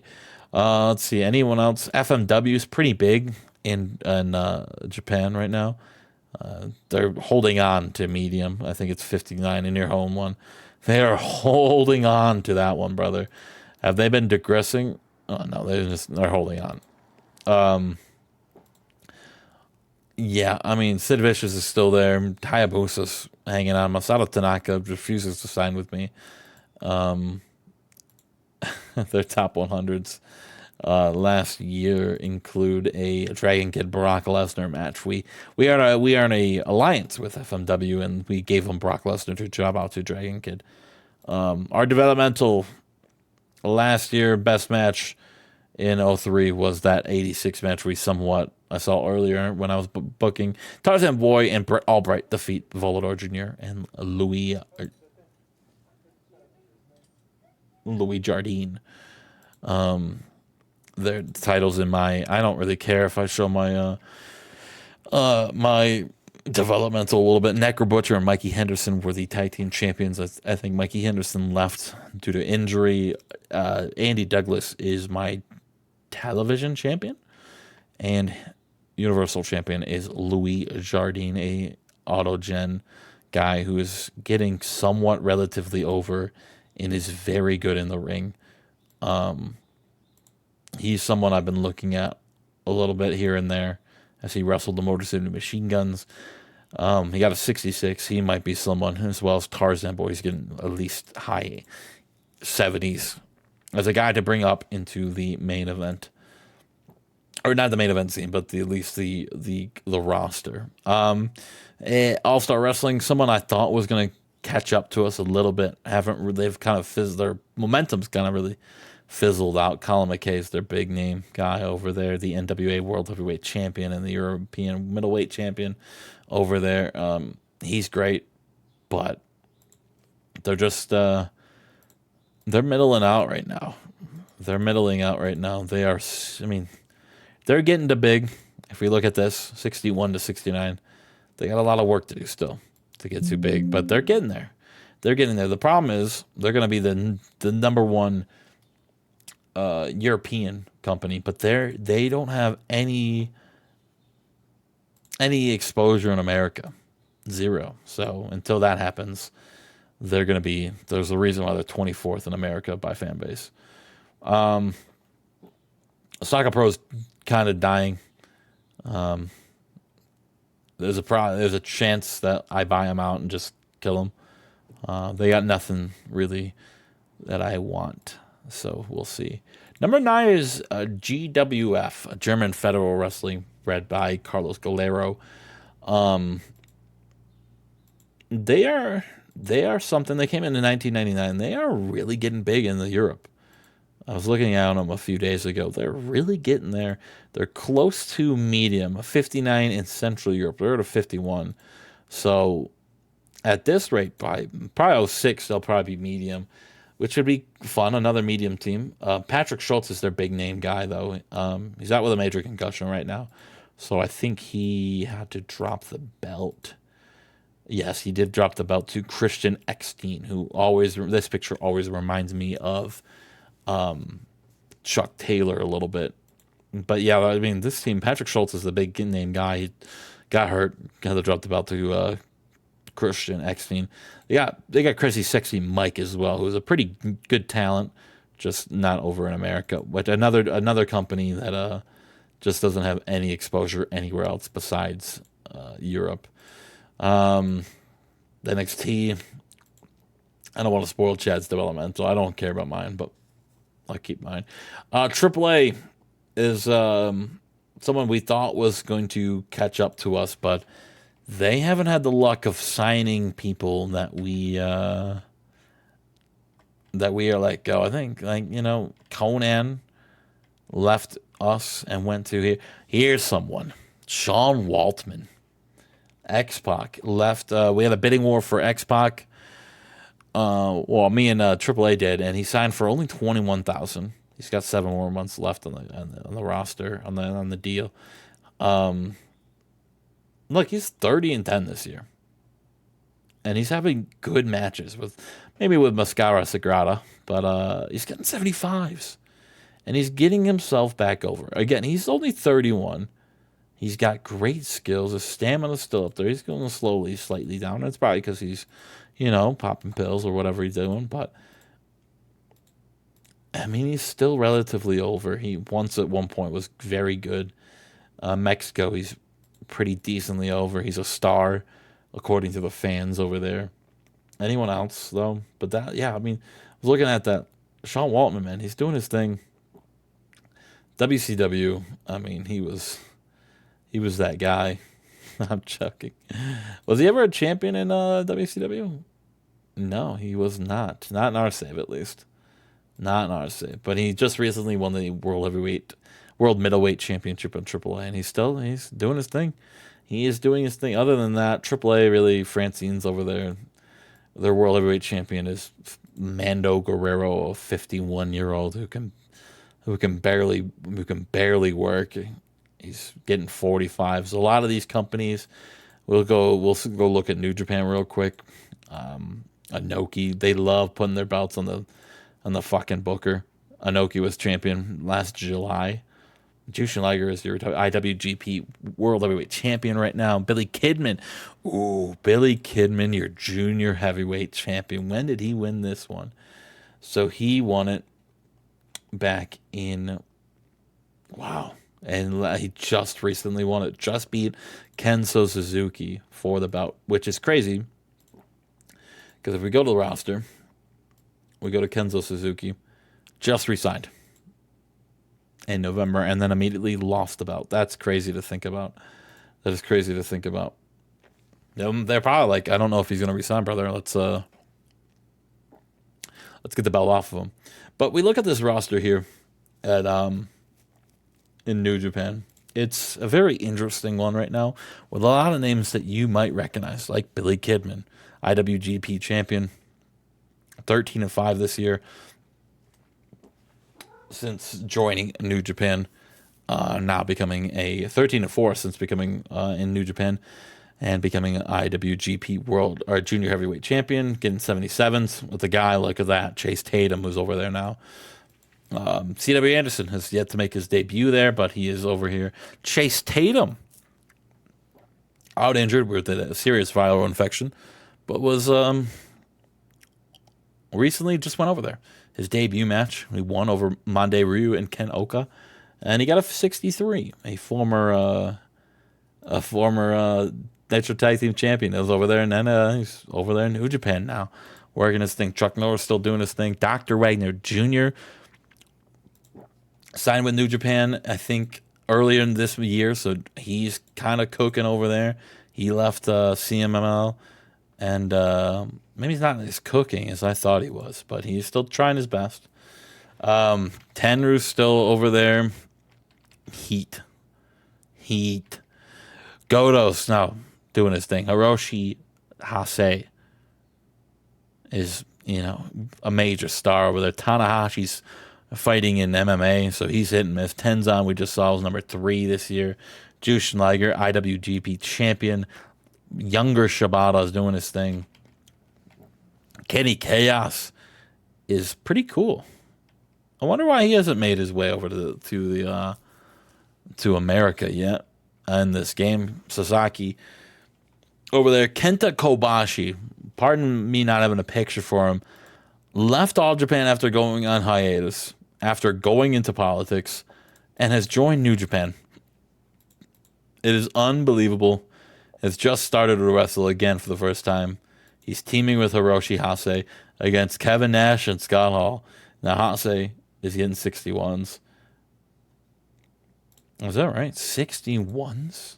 Ugh. What's going on with Hase? I thought he was a megastar. 81 here. 55 there. What the fuck just... What happened? We'll have to look into that. Inoki. Is Inoki a good booker? He's a great booker. I'll look into... Hase just fell apart, I guess. Pardon my language. Kevin Nash... he's cool. He's 14-22 this year, so he's doing all right. He's teaming up with Scott Hall still, and he's teaming up with Kawada. So that's what a dream team that is. Kawada getting 76s, Kenny Chaos 50s. Maybe that's why he's not coming to America. Let's see who else is over there. Masawa joined New Japan after leaving us. His debut match after was teaming with Yuji Nagata and losing to Takada Hase, who Hase... See, look, Hase got 82. What happened? Is he hurt? No. Interesting. Anyone else interesting? This one. Rob Van Dam has joined New Japan. His debut match was Koji Kanemoto and got an 83 and lost. So that's... Koji Kanemoto is a major star over there, which is weird for him to only get a 68. What did he get previously? He got a 99. Something's fishy's going on in New Japan right now. That he got a 99 one week. Maybe just doesn't click with Rob Van Dam. But I don't know how he'd go from a 99 to a 68. Scott Hall's over there doing his thing now. Robbie Rage is over there. Scott Norton's full-time in New Japan as well. Otani, fucking killing it right now. Where was he in the top 100? He was 33rd. Okay, that makes sense. Where was Rob Van Dam, actually? That's an interesting... 73rd. RVD was 73rd this year? Yeah, that looks like a 73rd to me. Nakamura is full-time in New Japan after leaving. So at the very... I mean, and then Taz. Yeah, Taz left and went to New Japan as well. He was 118th this year. A couple losses here and there in New Japan since joining. His debut match was with Yuji Nagata against Otani. Is that how you say his name? Otani? And, oh my God, Koshinika. I'm not even going to pronounce that one. But he got an 83. Nagata got a 91. So he's getting good ratings over there. 75 that one. So that's fine. He's relatively over in Japan as well. So he's going to get good numbers and wrestle very well. But it's so interesting to see those big names. A lot of weird changes for our roster. A lot of guys going to New Japan. Their champion, we already looked at that. Kaishi Muto is also over there. Kaishi Muto, how's he handling? The great Muto. He's IWGP Tag Team Champion, and his body's kind of falling apart. Last year he was in WWE. He left. He's 20-18. His body's kind of falling apart. He was 30th this year. We look at his skills. His stamina's gone. He's a horn dog. We look at that every time. It's funny to look at. But New Japan really, they did. At one point we thought this company's gonna beat us. They might drop from last visited. They haven't wrestled in. Okay, we're gonna look into that. They're getting they're losing pop everywhere right now. Let's look at their show history in the last 59 here. Yeah, I mean they're really struggling. They were killing it earlier this year, I think. No, they haven't been killing it all year. This is tough to see for them. This is tough to see. 84 there. That's crazy. And then All Japan, I think, is also kind of crumbling. Maybe New Japan isn't the company I thought they were. They're knocking on the door big. They're right there. They're right there. Their big guys, Steve Williams, Ultimo Dragon, Edge and Alex Wright were there for loan. Don't look into that. All right, they're there for loans, brother. We had to send our WWE champion over there. Any weird names over there?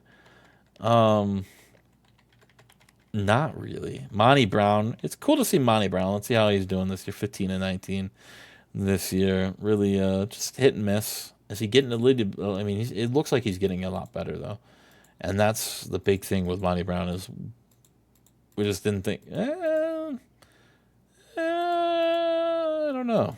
You know what? I don't know. His brawling's getting a little bit better, but his athleticism is not. Ricky Santana's cool. Tai Chi's there for some reason. Tank Abbott, Ultimo Dragon's still a massive guy. So, they're champions right now. Triple Crown is on that Nishimura, Nationwide, Shinzaki. And they don't have a cruiserweight or junior heavyweight champ. I don't know. Man, fucking Tank Abbott's tag team champion, brother. What are they doing? CMLL. We saw a lot of those guys littered all over the top 30. Cybernetico #1. We had a bidding war with CMLL for him. I wanted him bad. Dustin Rhodes is still over there. He went 8-15 last year. He is now 63rd in the world. I guess it shows right there if they're in it, right? Why does it? Okay, fucking who knows? Heavy metal. I think I had a bidding war over them. Didn't get him. John Tenta's there. Liz Mark Jr. is kind of developing into a major star. Ray Lloyd, Rey Mysterio, Ricky Marvin. Super Callow is full-time back in CMLL, which is cool to see as well. Vampiro, Ultimate Warrior's over there, brother. What the hell's Ultimate Warrior doing over there? Well, he's a member of the Academy, which is a stable with Apollo, Paraguayo Jr., Silver King, and the Warrior, brother. That's a cool team. They're champions right now. World Heavyweight Champion is Shocker. Rey Mysterio is the World Light Heavyweight Champion. Apollo Dantes is your Middleweight Champion. And Silver King and Achichero is your Tag Team Champions. We can look at one more thing. I like to look at anyone with star quality in the world right now. Let's see. Antonio Banks, MVP. He's in NXT. Bob Sapp, Booker T. Chris Morietsky. Oh, steroid user Chris Masters. Danny Doring's got a weird... So Danny Doring's crazy that he's got... something's going on, brother. And it might be the steroids that he's pumping into his body. But he's got 91 star quality. Dennis Rodman's out of the business, but he's here. Dastari Betlett, Justin Winston, a former member of my roster. Eddie, El Generico's chilling. Giant Singh, you know him. Hector Ortiz is in NXT. Let's see, any weird ones? Carmelone's still? Okay. Well, Kenta Kobashi's in All Japan right now doing his thing. Kyle Funk, brother. Mike Tyson. Monty Brown's got massive star quality. Rene Dupree, baby. Ray, Roadkill. You know the deal. Shane Douglas, broken neck. That's why he's been out of job. Funaki.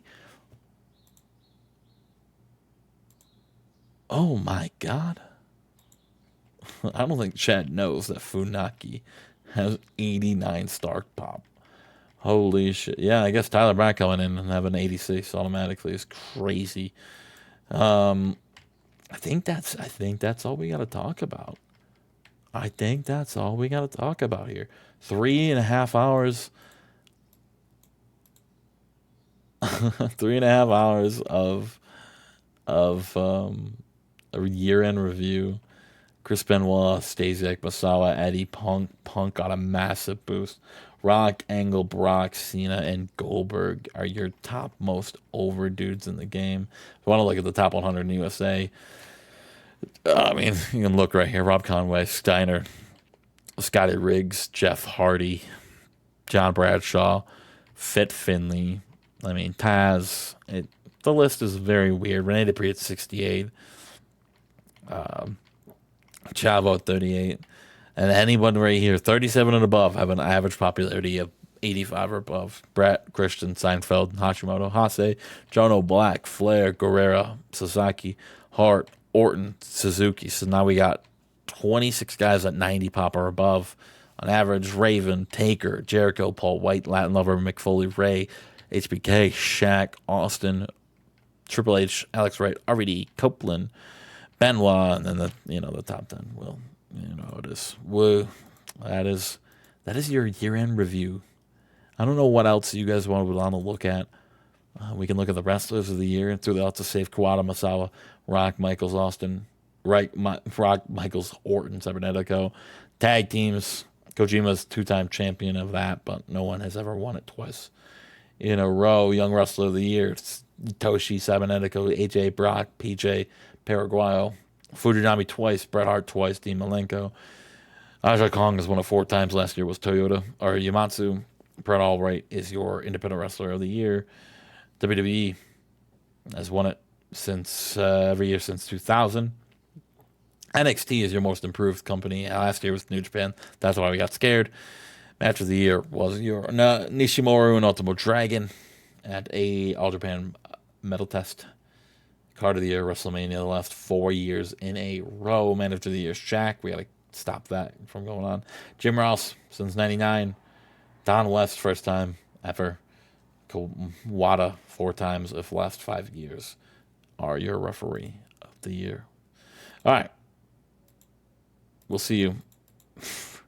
We'll see you for the Royal Rumble. We'll see you for season 6. We'll see you for Battle Bowl.